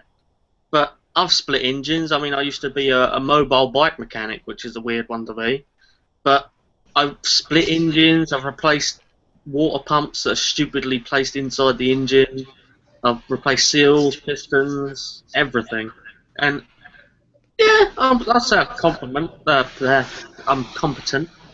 But I must say the newer engines are becoming more and more awkward to work on. They're not harder in any way, but they're just awkward the way they're placed things. It's all more specialised, aren't they? Yeah, and you can't replace one thing without having to replace everything else that's attached or near it because it's broken, because when you've taken it off it breaks automatically, as in to say you need to replace it as well. It's like, oh, brilliant. Whereas if you work on a 77 engine, something like that, you replace one thing that's been giving you a tiny little bit of a problem and it's perfect. It's running like a factory stock engine and no problems whatsoever. But newer stuff, they put in seals and everything to the water pump inside the engine, so you have to split it to replace it, and they don't last more than about 5-6 months. Yeah. Yeah. And would anyone else, before I take my turn in terms of maintenance, would like to have a comment? I can do everything but the engine. I'm not messing with the engine, man. I just won't. I won't. You've only got 2 cylinders. Yeah, but there's all that other shit that's connected to the two. Harley engines are pretty simple. They're getting different now, but now you're on an Indian. Oh, I don't know. Never seen the inside of an Indian. Yeah. Well, when I was working on my old bike, I mean, it was pretty much a Harley Softail. I built it, from the ground up, so it wasn't a Harley, but everything was exactly the same. And I was working on the carburetor at one point. In fact, I got a couple of videos up there, and I am usually pretty good at that. But breaking the engine apart and doing all that shit from the inside, no. It's basically the same thing. So using cold packets for gasket. Jesus. Yeah, done that many a time. They make really good gaskets, though. What do you do? Yeah. The worst thing one is using that instant silicon sealant as gasket. Oh, people apply so much, it's like jam. It's like, I tell them, I can put it on there really thick, and they do it up, and then they start the engine straight away. You're like, yep, that's fucked. Yeah, that's not sexy. It's when they put the wrong colour on, and it turns to like an instant cement when it's on there. It's really awful. Harder than the aluminium engine. Yeah, you can't split it either. You're like hitting it with a hammer and all the bolts out. It's like, why isn't the casing coming off? Yeah. Anyone else before I have my little say? No, okay.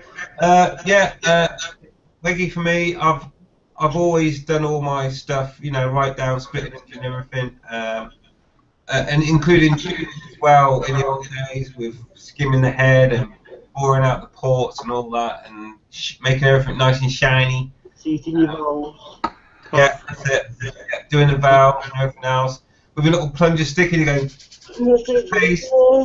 Oh, that fucking takes forever. Absolutely. So yeah, I've done it all, mate, and it's great because I just love to know what it is that I'm sat on. and I encourage anyone to get involved in the bike that they ride, because you just understand to get that confidence out. You've taken the part and you've looked.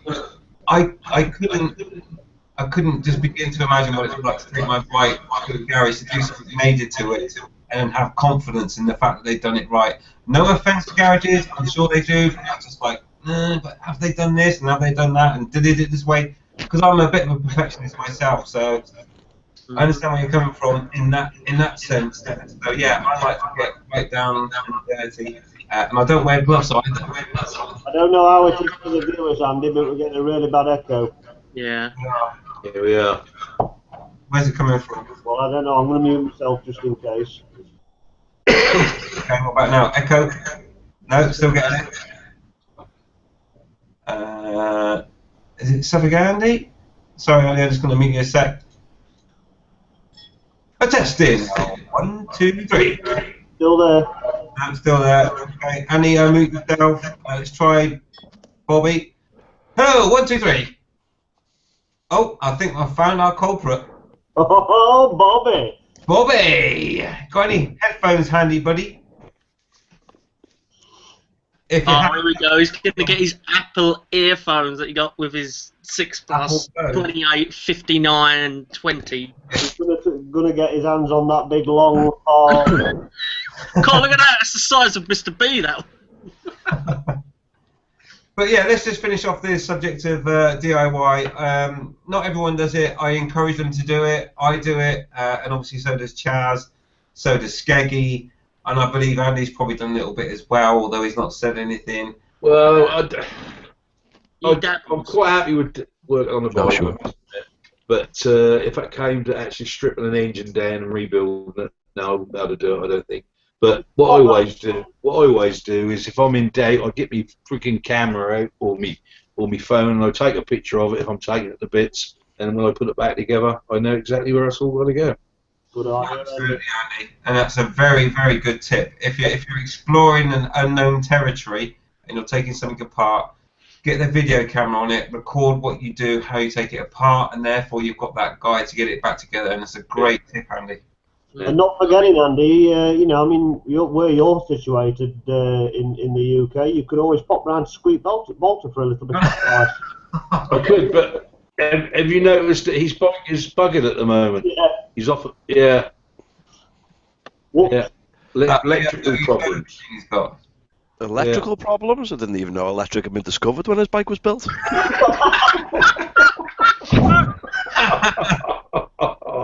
Of course, if you own a BMW, there's nothing wrong with it. Just get rid of it quickly. I think the fact that it's an very old BMW, I think, is probably the Kev's got to make another apology video now. Listen, refer to Kev's video. Yeah. Right? If you found anything offensive in this hangout tonight, please refer to Kev's channel there. It's the infamous Bikers channel. Go and check his channel out. There's an apology video. Right? Yeah, let's face it, if anything as offensive, it's probably come from me, so... If there's not an apology, I'll do one for him, don't worry. In front of the chair. I can't see him suffer. Listen, Hitler said sorry, alright? Get over it. Yeah. Oh, you mentioned Hitler. You've lost the internet. Oh, that's it now. The CIA will be knocking on your door next. But no, it's a great idea. And thanks for that question, Weggy. It's a great question. And it's also a great idea for us guys to all make a stock standard apology video that we can link to in our vlogs. That'd be great. Right, so there was some other stuff that I wanted to quickly pick up on. So yeah, a little bit of bad news from Chris Peach. Apparently, his forum that I mentioned earlier, he's going to take it down as too many people turn their backs on him, the Anti-Peachy Club. I think you'll find, though, Chris, to be fair, that the Anti-Peachy Club probably contains 1 or maybe 2 members, as opposed to the 4 Peachy Club, which contains far many more members. So just bear that in mind. And you're always welcome to this channel. Where is this Anti-Peachy Club? I don't know, probably in some very dark, dirty dungeon somewhere down south. So there we go. We won't do more about that one. Also, Big Kev says, hi, Chris Peach. There we go. You two get a room, please. Bex. Hello, Bex. Bex, eh? Bex. Just Jazz, mainly. Yeah. Bex says, hey all, what about upload times? We can only get up to 8 megabyte broadband here. But even 5 to 10 minute video takes a few hours. Peggy, 8 meg. don't laugh at Bex. She can't help it. She lives in the middle of fucking nowhere. Yeah, we found out, yeah. But anyway, so she says, usually I leave it overnight, but what sort of speed are you lot getting? You don't want to know, Will. I'm on the slowest at 58 megs. Right, let's go through the panel on your internet speed, starting with Bobby. Yeah, I'm doing 75 with upload and download. That's nice. 75. Yeah. That's nice. Okay, Kev. Well, you say 8 meg broadband. I mean, that's usually up to 8 meg, and that's the download. It's the upload that's obviously important, and you're probably going to get about half a meg with standard broadband. So I get about 40 meg down and about 10 meg up. So a 10-minute video takes about 15 minutes to upload, if that. Yeah. Mr. Mamak Chaz. I'm on about 60 meg download and what is it? I think it's 5 meg upload, so it's probably the shitty one, but they won't let us have the upgraded package or Sky or any other useless thing. 60 meg's not bad though, to be fair. Yeah, but they won't move. Over across the other side of the road's got Sky, and we can't have it because it's over the other side of the road. And we're just sitting there going, why? There's cables and pylons and they're lazy. They're assholes. Run your own cable and video it. Yeah, it's like, this is me running the cable. Very illegal. Very illegal. Refer to Kev's video.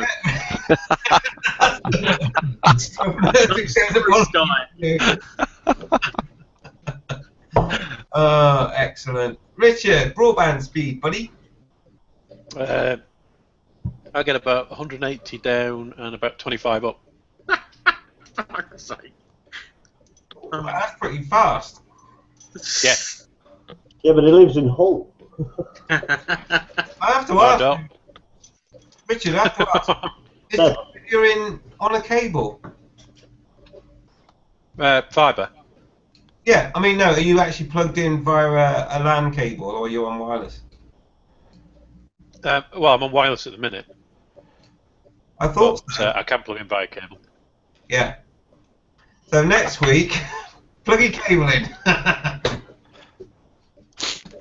No, What? seriously, you use a lot through wireless, I find, personally.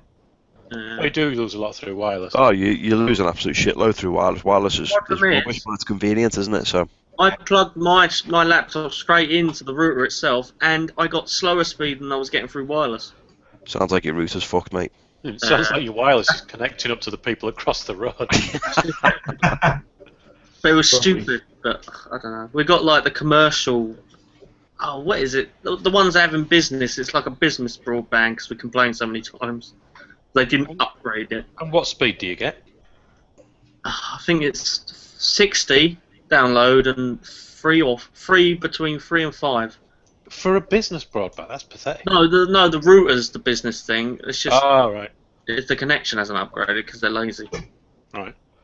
So Sky, if you're listening, get me good broadband, and I might make a video and mention you in it. Sky routers are shit as well, mate. I'm with Sky. I've got Sky fibre optic, and I've put my own router in because the Sky ones are just shit. They're all 100 meg. They're not even gig. Oh crap! Why haven't we got that? Oh god! Do you know what? Now we're going to get the Sky flipping what they called media managers commenting on this video now. That's okay. I'll do an apology. Like free broadband. I'll do an apology video, mate. Infamous biker. Hey, what's going on, people? I'm sorry that Sky Internet is shit. Alright, see now. Apologetic biker. It's not the Sky. It's the service. The internet itself. The service is fine. It's the routers. The routers are crap. Yeah. Kev, Really just shit. make a video that says I'm sorry for, and then go quiet, and we're filling the rest with like a computer Sam, Microsoft Sam. I'm sorry for the internet being so shit. They're wankers. I'm just going to do one, and I'll just scream. I'm sorry. And that'll do. You should totally do that. You should totally 3 do seconds. I'm sorry! And then, I think what you should do in actual fact, Kev, is just break down in tears. I'm sorry! My old play back on. I'm sorry. I think you need to show your feminine side a little bit more, mate. You know. So. I don't think I've got a feminine side. We've seen him, Kev, on that video. Yeah, I'll show you again. Fucking Yet dress again. back for out. the That picture back up. Pixel video. What which one is it? Put Huddle your video. white picture up, you know, where you're going, "Arr!" yeah, Sure but that was- Richard saved a screenshot. Oh, of it. on the training video, a training picture. Because that's not in a poster behind you anywhere or in a calendar. No, I haven't got it behind the screen or anything. He's got it just in front of him where we can't see it. So every time he looks up, he's actually gazing lovingly. Bedside cabinet every night. I don't know. There was a dress hanging in the background there a few hangouts ago. That's his feminine side. That's the one There you go. where he slapped Richard's helmet when he rode past. Oh! That is not the one I meant, Kev. Oh, dear. That's what Andy was saying. I know the one you mean. The one you mean is. You mean the one of me in the Yes. gusset and that, don't you? Huddle. The huddle one. The one that Tesco complained about. Yeah. I just downloaded that off the internet. Sorry, Tesco. I just downloaded that one off the internet. It's just a man sucking another man's boob. Oh, I thought it was you. What? No, it's not me. It's not me. No, it's not me. Oh, I'm going to tell you I didn't hear what I just heard, and I'm going to go to Skate about broadband speed. I can't believe that you actually downloaded just some stranger to put in your Huddle review video. I just googled man boob. Why would you Google that? God, that's bad. That's the sort of thing Keith would Google when he's bored. Sorry, I'll make an apology video. You baddy better. Okay. Broadband speed 76 to 78 download, 16 upload. That's pretty good. That's good, yeah. So with BT, if you want to give me more. Yeah, give me more. Okay, cheers, Keggy. And something, Andy, broadband? Well, in Suffolk, that's a little bit different, as you know. We don't actually do speed of broadband here. We actually do it by beasts. And what I mean by beasts is how fast a beast can run across the ploughed field. Now, that's how we work it out here. So we're not like you sort of sophisticated, towny sort of, spith guys. So I can't tell you because I ain't got a friggin' idea. Let's just say gigabyte of RAM over there. Nothing altogether. All I can say, if I put a 10-minute video to put onto YouTube, takes about 30 minutes. That's not bad. Yeah, I'm with Virgin. If you pull the wire tight, you can make it go faster, can't you? Yeah. There's no corners for the wands to get stuck in. But you always find if you twerk the tails as well, that could go a bit quicker as well. I mean, RAM to you is something you run away from in a field, isn't it? I'll bet you RAM. Yeah, that's calm. That's the suit I wear, mate.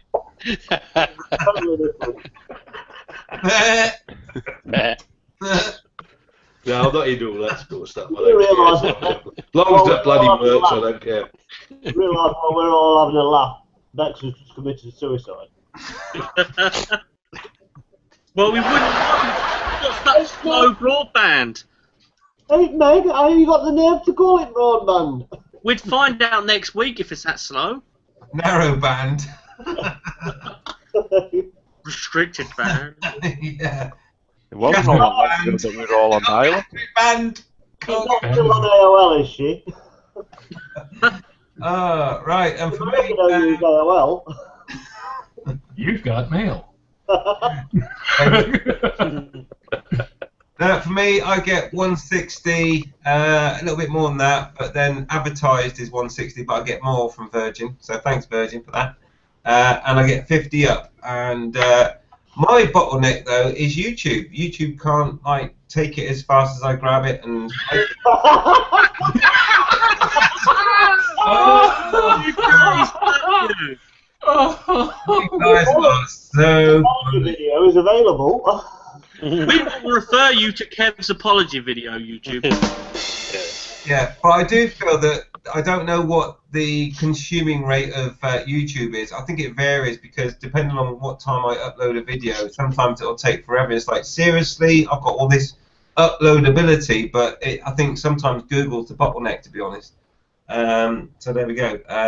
So yeah, internet speed is important, but I think editing is a pain. Oh my god! And just one other thing on that note, though, Bex, that you mentioned was the rendering time. I think is important in all of this as well. Now, I had an old PC that I upgraded recently. I did a video about it. You know, there's a link there somewhere, and there's an apology video about it over there as well. See Kev's website. You got a new computer? But I made a new computer, and do you know what? Rendering is faster than actual real time. It's on average, it's about 4 times faster than real time. So I think I spent that was money well spent because my videos used to take like 2, 3, 4 hours to render when I did all the editing. I don't know about everyone else. No, mine takes maybe a 10-minute video probably takes about 25, 30 minutes on my machine. See, mine takes 365 days. If it's a 10-minute video, it takes 10 minutes to render. Mm. You need to upgrade from that Amiga, mate. That's what it is. I'm just using my phone as a piggyback. Mm. Using Bex's internet. But one of the things that I felt really painful, it's kind of on the same subject, and it was a pain for me, and that's what I'm talking about now, was the render speed was horrendous on my old computer. And I thought it was quite beefy. But, you know, I've gone from 4 times longer than the video to render to 4 times less than the length of the video, which I think is a worthy investment. So if you've got a bit of spare change going, invest in the computer and you'll have a lot more spare time. Not that you have to sit there whilst it renders, of course, but you know what I'm saying. No, I've tried searching YouTube and it doesn't like it. Mm. So there we go. That was a great question, Bex. Thank you very much. More questions have come in. Look at the time and everything else and the topics. So let's go to Weggy quickly. No offence, Chaz, mate, but can you, for once, swap seats with Tiff and go to the back of the room? She is much prettier than you, buddy. She looks like Justin Bieber. Hey. Somebody who looks like Justin Bieber. We can't. Is that Justin Bieber sitting in the back there? It looks like it, doesn't it? Got it. I didn't know that. It's Justin Bieber. I thought our Kyle had gone on his holidays. Oh, that face. Oh. Even you. That, I was just about to say that hurt because it was me. I didn't mean it. She knows everything. That's the face that I'm going to kick you in the shin when I see you next. I'm going to break your other foot. Well, see, I'm all the way across the ocean, and I will say, that's a gorgeous lady right there. Woohoo! Were you looking at Skeggy again? No, he's on his big black stall. He's looking at the chicken, really. Right, anyway, so basically what we're trying to say there is, Tiff, that you need to get closer to the camera. No, she won't do that. So fuck Jazz out of the way. We can see you know. It's just you're a little bit more blurry than if you had been a little bit closer to the TV. Or, well, the camera, that is, of course. Yeah, but look at them dimples. Oh, they're so cute. Oh, she's so nice. Oh, the profanity's coming out of her mouth. Yeah, You got a good I have to microphone. refer so to Tiff's apology video for that. Right, right. I need to quickly tackle the Q&A. Then we need to talk about winter bike storage, and then I think we're done because we're getting close to the end of the time that we allow for ourselves. So let's go quickly to Big Kev, and he says, "Who would be anti-Peachy?" My comment on that one, firstly, I'll jump in straight away because it's my hangout, is probably about 1 or 2 people. And the rest of the world are probably not, is the answer to that question, Kev. Anyone else want to comment on that one? Same. Don't Yeah. worry about it. Yeah, unanimous then pretty much is that actually it's probably 1 person or 2. Big Kev also says, I suppose his mother's sister's probably anti-Peachy. oh, yeah, there is that as well.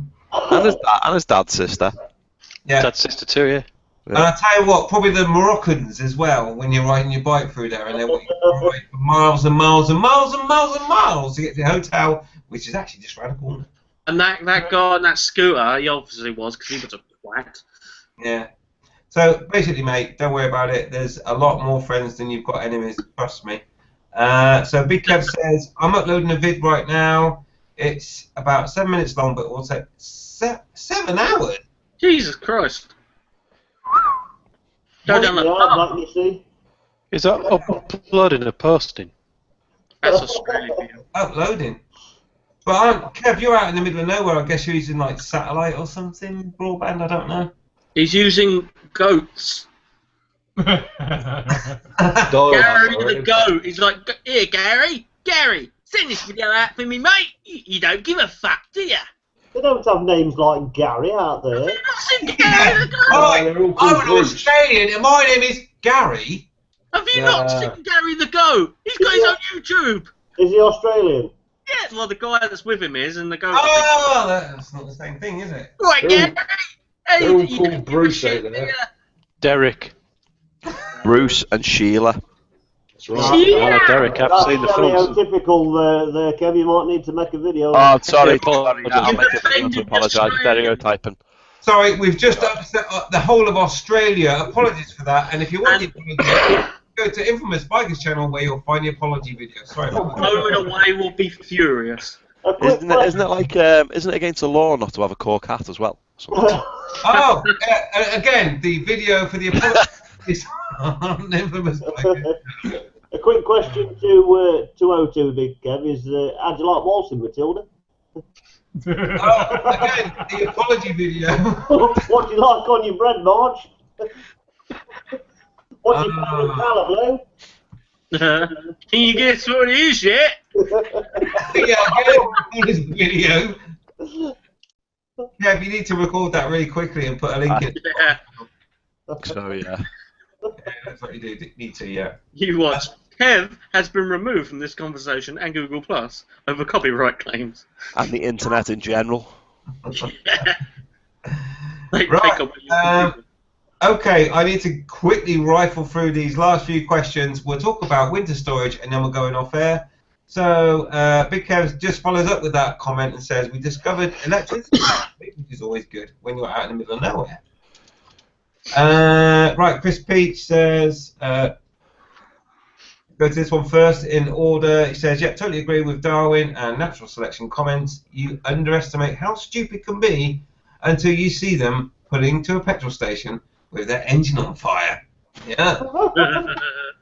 And best of all is when they get the hose out and start trying to put it out, and of course that's fuel. Yeah. So yeah, totally agree with that one. And also, Land movie. no problems with rendering on my end. My Dell Vostro is the most solid computer I have ever had, and the customer service is the best I've had. I think basically what Chris is asking for is a free laptop. Anyway, the customer service is the best I've ever received anywhere, but my internet speed is swallowed up by that gaming companies we have out here. Yes, I know, mate, and you live in Gibraltar, so you are a little bit strangled by that. I think HP laptops are very good. HP laptops. Okay, very good. HP laptops, mate. Well, the laptops we get with work are shit hot. That we get top of the range ones. I think my work laptop is about $2,500 when you buy it. So yeah. See, I had a $3,000 HP. The minimum we get is the Elite Books. They're the minimum we get. Yeah, that's what we're running. Have they got the fingerprint reader and everything? No, they take all that kind of, because I work in security, they can't have any of that kind of shit on them. Webcams all that get ripped out. So. Yeah. Have they got the secure drive or whatever the fuck they installed on them? The drive's encrypted. It's just a normal drive, but it's encrypted. So. Get that encryption off. The computer's like 10 times faster. It's awesome. Yeah, but it's 10 times the price. Yeah, they're not cheap. They're not cheap laptops, but you know they make the hardware. But apparently HP, I don't know if this is. I better not say actually because I don't know if it's. Refer to the so video. I best not actually. I best not because I don't know if it's been announced publicly. So. He's been bought out by Apple. Sorry. Going bust, Kev. Going what? Going bust. Are They better not be. They're making that many bloody redundancies. They're saving a fortune. Oh no, it's a slippery slope when that happens. I think Beast Rider's trying to do some plugging. Alright, yeah, Apple again, yeah. To be fair, they better not be going bust because they supply part of our data centre. Yeah, we've got loads of data centres. Loads of them. Okay, excellent. Right, let's go back to the Q&A. And Chris Beach says, uploading a 15-minute video at 720p. What? 8 to 12 hours? What? Does he stop the internet? Does he pause it and watch porn for that time then? Jesus Christ. He wishes he could watch porn. He's got a child filter on it. Well, yeah, so, yeah, I don't think the bottleneck is YouTube in that instance. That's crazy. That will be your Gibraltar internet, I'm afraid there, buddy. I know how... You know who's going to have a child filter on their internet now as well? At that rate, 4G would be quicker. It would, actually. 4G can be really fast. I know Mrs. B's done stuff off of her phone on 4G, and she's got like 34 meg on 4G, which is quite impressive, I think. You don't get 4G stuck in the middle of a field by sort of a drag strip, though, do you? No. And cameramen that can hold the camera steady while someone goes down the stride. There was boobs, man! What do you expect me to multitask? There was 2 boobs and 1 camera. Yeah, what are you going to do? Yeah, they outweigh the odds. You saw boobs. Exactly. So, let's finally attack... Bex88 says, BT say we should get better speeds by 2015, but unlikely. And you're right, Kev, it's about half a meg upload. Oh, that's poor. Jesus Christ. I remember being stuck on 1 meg. That was bad. Where I used to live, the way it works with broadband is you'd have the main exchange, and then the further the way you are from exchange, you get signal loss, you get noise on the line, and the signal gets slower and slower and slower. And where I used to live, I was really far away from the exchange. I was at the outer limits of how far you can be, and I got about 1 meg down and about 100k up. Jesus Christ. That's the maximum I could get. It was awful. I feel like it's a competition now, but Yeah. we upgraded from the 8 meg to the 24 meg because we were getting 512 down and 64 up K. Oh, Jesus. When we went on to 24, that got us to 1.5 meg down and about 160 up, which is why they put fibre out in our area, because they just couldn't deliver it. We're about 4 kilometres from the exchange. Bloody hell. Oh. I know Tosha's got it bad, hasn't he? And he can't upgrade it. Well, you can't have fibre. Bizarrely, Kingston Communications are a Hull-based company, but they don't provide fibre to Hull. So they only do fibre in the areas that are right on the limit of DSL. So Rich, have you got fibre right to your house? Have you, or have you just got fibre to the exchange? No, fibre to the home. Bloody hell. We can upgrade it. We can go up to 300, but it's really expensive. You might as well become a server. You don't need that speed though, do you? Well, once you get past 100, you realise everybody else is slower than you. So, Yeah. my own website, and I have probably 6,000 or 7,000 visitors a day, who are obviously then plugging away. I don't know how many hits, but about 100,000 hits a day or something. And they're all saved on a 100 meg link. So if I go to my own website, even if I'm the only person on it, then it's still slower than my home connection. So you soon realise that websites aren't actually as quick as basic fibre. Yeah. But it does mean you can connect machine after machine to it, and you don't ever notice it slowing down. Yeah. We've got I'm kind of IT literate a little bit, and we've got loads of stuff connected, and it's all hardwired as well. I don't like to use wireless because you just lose too much. Even the TV, our TV is hardwired because it's just so much better. But yeah. Better wireless. No, wireless is shit. It's actually chronic for everything. Nah, not if you get decent wireless. It's not. If you Just go you to Anne, spend some money on your wireless. I think Anne's about 200 meg, isn't it? So I mean that's 300 you can get. Is it up to, 300? Is it? Yeah. You get the boosters and everything that are built in now, and they're really quick. Yeah, I mean, the only thing here, when I'm upstairs, it drops down to about 50. But that's because our house has got too much metal in the walls. But you know, you can soon stick a booster in. It's not a problem, and just wire it in. Yeah. But yeah, I mean, our house is kind of quite easy to get stuff around, but we've had issues with wireless, so I've basically wired the whole house, and I just love it. I prefer wired over wireless, to be honest, especially with things like ping for other things like gaming. It's wired. You plug your phone into the router, then. Pardon? You plug your phone into the router. No matter how hard you push that connector in, it just will not get in the iPhone. And I've really tried. 15 minutes you tried for, didn't you? 15 minutes and now it don't work.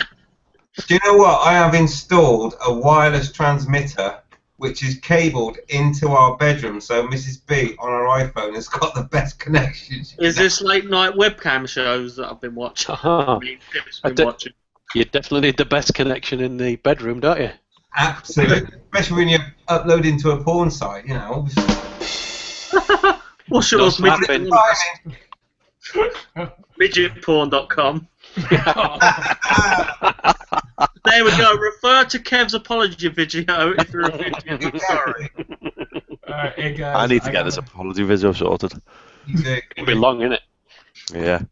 I gotta run because I gotta get my kids. You know, I've got them alone tonight, so I gotta get the heck out of here and grab them. Don't forget the Okay, scary Bobby, it's great having you along, mate. Always a pleasure. See you next week, dude. Thank you very much. And before I go, I'm not Kev, but I'm sorry.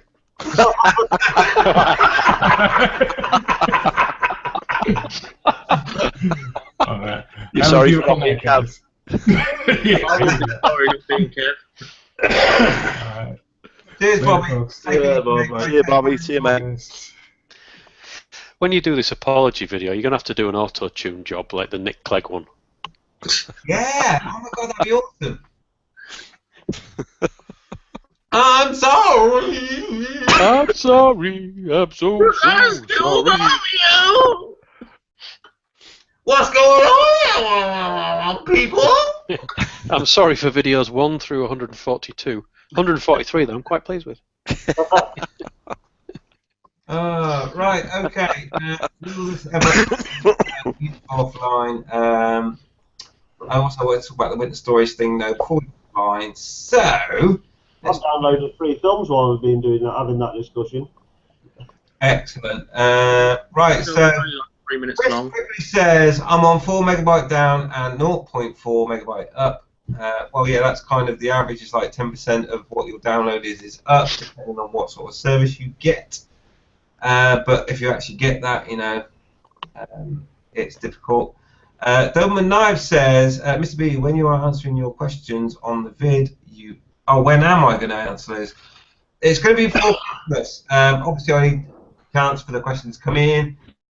Will be hopefully before Christmas, which gives us roughly about, is it about 10 days? 10 days. Yeah, 10 days to get that out. So I'll give it 9 days worth of comments, and then we'll record that, and that'll go out.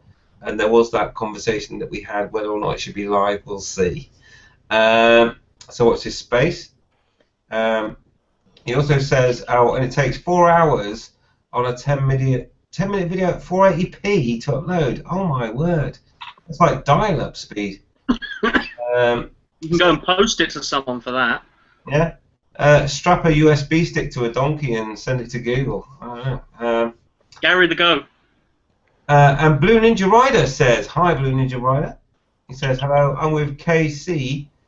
Is that Kentucky Fried Chicken? No, that's Kingston Communications.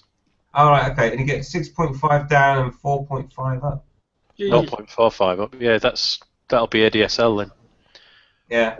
If you can get your fibre, I would, but you're probably, I'm guessing, too close to Hull to get fibre. Yeah, I tell you They're what. a very strange company, KC.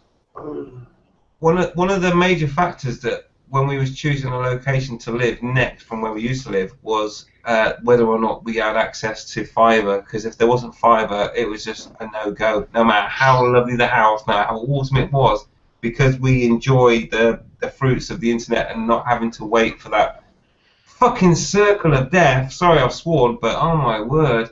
And that's why everything's wired in this house, because I cannot... Oh my god, that's a vlog for me. I'll do that separately. But yeah, what's going on in this household. Right, and Chris Peach says, we don't get 4G out here, we only just get 3G, and it's so slow, can't even read emails on it. Yeah, well, that's pretty poor then, isn't it? So yeah, so the last subject then is going to be winter storage, and we've probably got about less than 11 minutes because we've gone over. But I do want to finish it off with the winter storage tips for people that have stored their bikes because they don't wish to ride them anymore. And that was a Jonathan Ross impression, yes again. Not wide them. Ride them over winter. Tips for winter storage, things like battery maintenance and stuff. Anyone want to take that question? Or subject, sorry. What's winter storage? I have a battery monitor on all the time anyway. I just pull up in the shed, stick it on, walk away. But I don't do winter storage. Even if we've had a really bad winter where you've just not been out, then I've just gone out to the bike whenever and started it up occasionally, and you know, it's like clean it again in the spring. It'll be all right. Yeah, I'm the same as that, really. But if you're going to look after your battery and you're not going to ride your bike, and you don't want to go out and start it up every now and then, just get a battery tender or a trickle charger or something like that. It's going to keep on your battery. It will just, they even call them conditioners, battery conditioners. It will just keep that battery at a certain voltage and it won't let it drop down. It'll keep it fresh and healthy inside the cells. Optimizer, isn't it? It's a battery optimizer. It sort of keeps it at peak all the time. Yeah, because the cold weather will damage a battery. It doesn't matter if it's inside a garage or outside in the elements. It's basically the same sort of temperature, roughly. If you keep it in your house, even there's another option. You can take your battery out of your bike if you're not going to use it, put it in the garage, lock it up, and bring the battery inside. If it's kept at living condition temperature, like, I don't know, 20 degrees upwards, it'll still die. Yeah, well, it'll die a lot slower, but it'll keep it a lot healthier and it'll keep it a lot safer. Because otherwise, if it drops below a certain voltage, it's gone. You can't save a battery after it's really bottomed out, because that's what kills batteries. The trouble is, Chaz, a lot of people don't, like me, I've got a garage, but I haven't got no power on it, you know? Yeah. I can't put a bike on trickle. So is it best just to take it out and just put it on a trickle on a car charger? No, never use a car charger.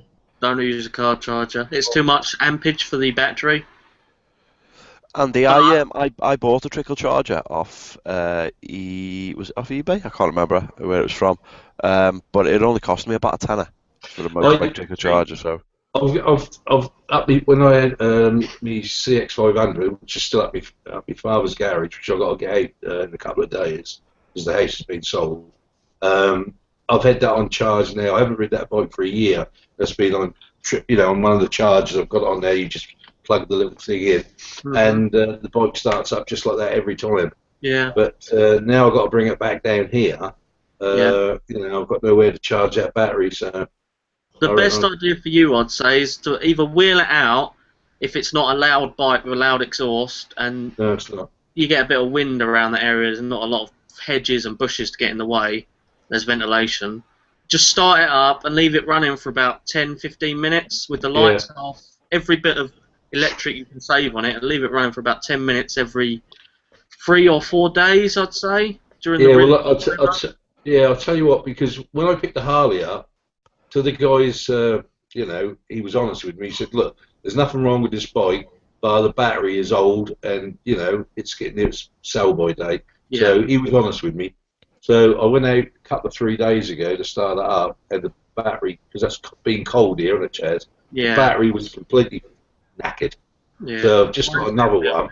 And I'm thinking about, well, I'm not probably going to ride that bike, but is that pay me to put that new battery in, or just keep it out till I actually use it? Keep out until you use it. If anything, you could take the battery out of your bike if you're not going to use it and just bring it inside. Just shove it in the corner somewhere, away from like an outside exterior wall where it's going to get cold. Not next to a radiator, but somewhere where it's just going to be normal temperature, and just leave it there, cover it up, or put it in a box or something, so you don't nudge it or push it over. Yeah. But I mean, they bring out some new batteries like lithium polymer. They're dangerous if you if you short them because they explode. You don't want one for a bike. They're really expensive, and they do withstand the weather quite well. I mean, I've gone through 2 batteries just because I feel it's safe to replace one after about 2 to 3 years. I feel that's the acceptable time to change a battery. Yeah. And my bike starts a bit rough each morning. It's like, and then it goes. But I mean, that's an injected bike. Carb bikes are a bit of a bitch during the cold weather. So what you're saying then is, Chaz, is that basically what you don't want to do is leave your bike out in the freezing cold outside in the snow with sub-zero temperatures with only 10W40 oil in it, which will cause it to have all sorts of problems, I guess. Yeah, like mine is at the moment. Like oil leaks you in. Oh, yeah, really? I mean, like ice build up inside the casing and stuff because the temperature's that low, and you've not put the right oil in it, and you've just left it out there to get abused, and then you'll find it'll struggle, and seals will break, and things will get clogged because the oil basically freezes near enough, and it will clog up pipes, and then you won't have that breather effect, and then you'll end up with oil leaks, definitely. Yeah. Oil leaks. Yeah. Gaskets blow. I mean, they do this specialist oil now that they put it down to stupid. They even made, I think, a truck made out of ice that they carved. They put this engine in it, left it out overnight, and it started up with this lithium polymer battery and the special oil they put in there, and it was brilliant. They even drove the thing, I think, and that was ages ago though. But I think as well though, if you're gonna store a bike, say in a garage or something like that, I think I'd pay you to put a lightweight cover over it as well. yeah. I mean, you can even put an old towel or an old bed sheet over it, anything to stop any ice settling or any colder temperature. It's going to get cold no matter what. I mean, coolant, that's another thing to watch, because coolant's got antifreeze in it, most of it. But if it's old coolant, then it's not going to have much antifreeze left in it. Yeah. No. And you don't want that freezing, because that'll blow your engine inside. Yeah. I've just put on a link for the viewers. The cheapest on eBay, which is literally connect it up, and it's literally a 12-volt, crocodile clip type thing. Click it onto your battery, and it won't optimize your battery, but it will keep it charged on a trickle charge. But them sort of things do have to be used sort of all the time. If you're going to and I wouldn't sort of give them a 10 out of 10 for lifespan either. But at £5 something, You can spend it, My Oxford one only cost me £35 from the bike shop because it was last year's model. And I thought, well, what's that matter if it's last year's model? I've got 2007 model bike. Yeah. So. You get the quick disconnects, don't you? I mean, you can fit that to any of the cheap ones you can buy, but it's at the end of the day, it's cheaper than buying another battery. That's what I've got on mine, the quick disconnect. Yeah. I mean, you see a lot of the bikes in the showroom second hand have got them, and even the bikes brand new in our all-wheels motorcycles, they're fitting them because basically they've got to keep the batteries charged for like the person to buy it, and they plug them all up at the night time, or they circulate the charger around all of them during like a month or so to keep all the batteries topped up, which is pretty cool for a bike shop to do. Because you don't want a battery and say, oh, we haven't charged it for the first time yet. You've got to leave 8 hours before you can pick it up. No, like my bike shop. Yeah, Well, a lot of bike shops are charging batteries. I picked up a brand new battery today for the Harley, and it said it was charged, but then it said we recommend that you charge it another 8 hours to 24 hours. Bring it up to scratch. Yeah, I mean, new batteries need a lot longer to charge for the first charge. It's like any battery. It's like a phone battery. You need to let it run down fully with the phones, because it never runs it down fully anyway, but then fully charge it, and it'll bring up the full lifespan. Yeah, discharge it, recharge it. That's what you got to do. and I'm a stickler for keeping the battery on charge. But the only thing that I would add to the old storage thing is, if you can find a way, if you can lift the bike up and get it off the shock so it's not sagging on the shocks for months on end, that's always a bonus as well, because it'll make your shocks last longer and stuff. Not only that, the tyres as well, flat spots do form on tyres, and they take a long while to get out. Because, I mean, if you've dug something, you've parked on some stones before, and then you've rolled off and you rid down the road, you'll still have the indents in them. It depends what compound you've got, but old tyres do deform a lot quicker, and you get a flat spot and you go down the road, you'll think, fuck, there's something wrong with this. Yeah. It needs the warm weather to heat up again.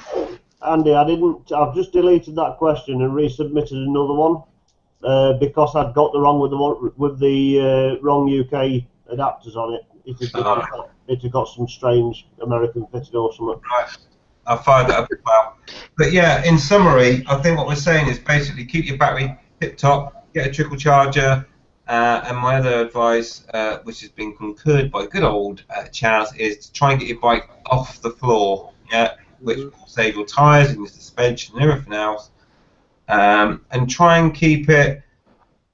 I mean, if you leave your bike for a long time, then things like rubber seals can go as well. So if you have stored it for a long time, when you take it out of storage, check that your fork seals and stuff are still good, okay? Because they can go rotten. So also, people don't realise that their forks have actually got oil inside them, like the engine, and that will freeze just the same as the engine oil will freeze at a certain low temperature.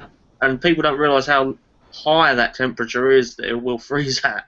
Yeah. I mean, some things like the Scott oilers, the automatic chain oilers, you look for the oil, and I mean, I looked last year for winter, and it was like only down to this certain degrees, and I was like, well, that's no fucking good if it snows, or even if it gets chilly enough to be icy. The oil's going to freeze and not come out, and then the chain's, exposed to all the salt and the horrible. Ugh. yeah, and that's why I'm not a fan of Scott oilers, let alone everything else. But let's not go there now because we're running out of time. We've run out of time. Oops. So what do we do now? We've got all these questions. What can I do with these? I'm going to quickly get rid of the easy stuff. So Tosh, do you recommend an electric blanket for my very cold bed? I'm getting very old. All I would say, Tosh, is make up to your wife and then sleep next to her, and it'll keep you warm at night. Buy her a nice pearl necklace, mate. That always gets it. Oh, thanks for that, Jazz. I said buy. I didn't say give. Tosh follows up with LOL. I'm sure that's not into what you've just said, though, Chaz. Also, he says Dynamo. Yep, dynamos. Yes, they produce electricity, which is always good. Don't tell me he's running his headlights off one of them. Okay, I've lost the context on this, but anyway, Blue Ninja Rider says yes, too close.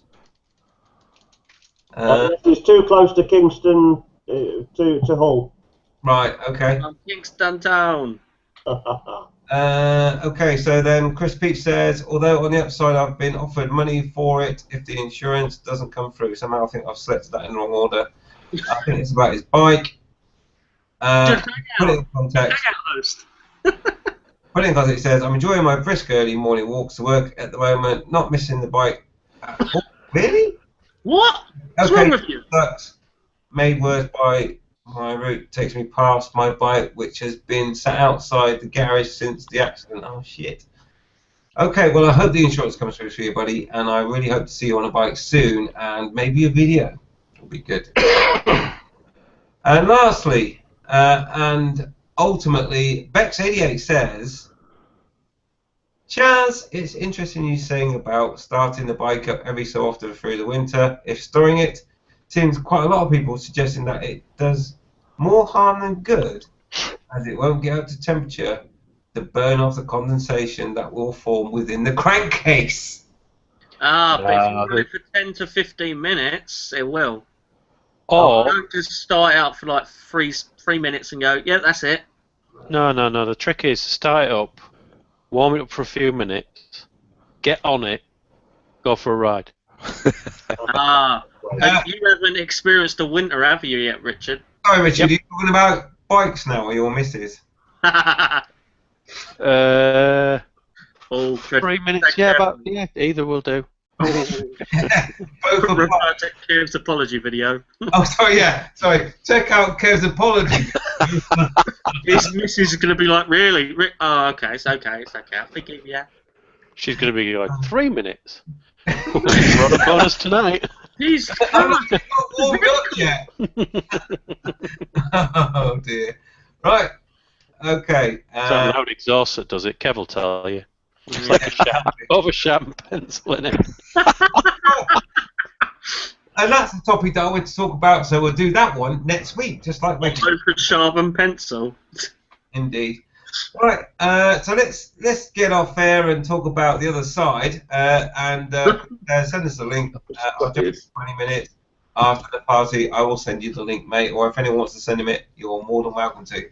But that's it for the Fully Loaded on a Thursday. Sorry we overrun by some manner of how many minutes now? 26 minutes past. But there we go. More bonus content. So thanks for watching. Let's go through the panel, let them say goodbye, and then we'll go off air, and we'll see you next week. Right, let's go to Kev, who is trying to do an impression of E.T. All we need is a BMX bike. Kev! He's got that. I'm sorry. Please help the children in Kevland. Is that it? See you next week, people. Cheers, Kev. And cheers. Yeah, thanks for watching. And BT, if you want to give me faster broadband and get your ass from over the road, that'd be brilliant. In other words, refer to Kev's sorry video. Cheers, Kev. Richard. HP do wonderful data centers, and I have space in my house. Amber stands, don't buy them. Aberstand, no, I'll stick with the data center, thanks. I'll stick to the pavement. Hang on, there's a lorry pulling outside full of xenon gas. Enjoy that. Right, okay, let's go to Skeggy. Thanks for watching, people. Can't think of a sarcastic comment, but watch Kev's video. There'll be one on there. Yeah, sorry about the no sarcastic comment. If you look at Kev's channel, apology for... Yeah, we're real sorry about being sarcastic. Yeah.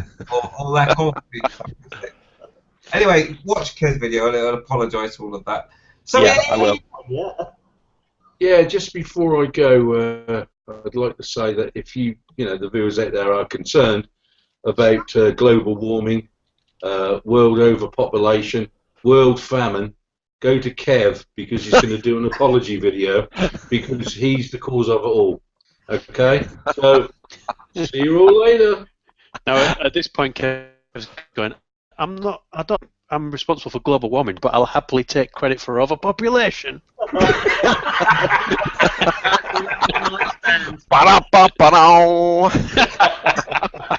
Yeah, but mirrors though, eh? Mirrors. Right. Naked Right, okay, that only needs me. That's only me. Right, okay, so yeah, thanks for watching. I hope you enjoyed tonight. Sorry about all the stuff. And if you want to see the apology, it's on Kev's channel. Oh my god, awesome. Right, so all that remains for me to say is thank you for watching, and don't forget to ride safe. Right. Naked. Sorry. Right. I'm sorry. Sorry. Sorry. Goodbye.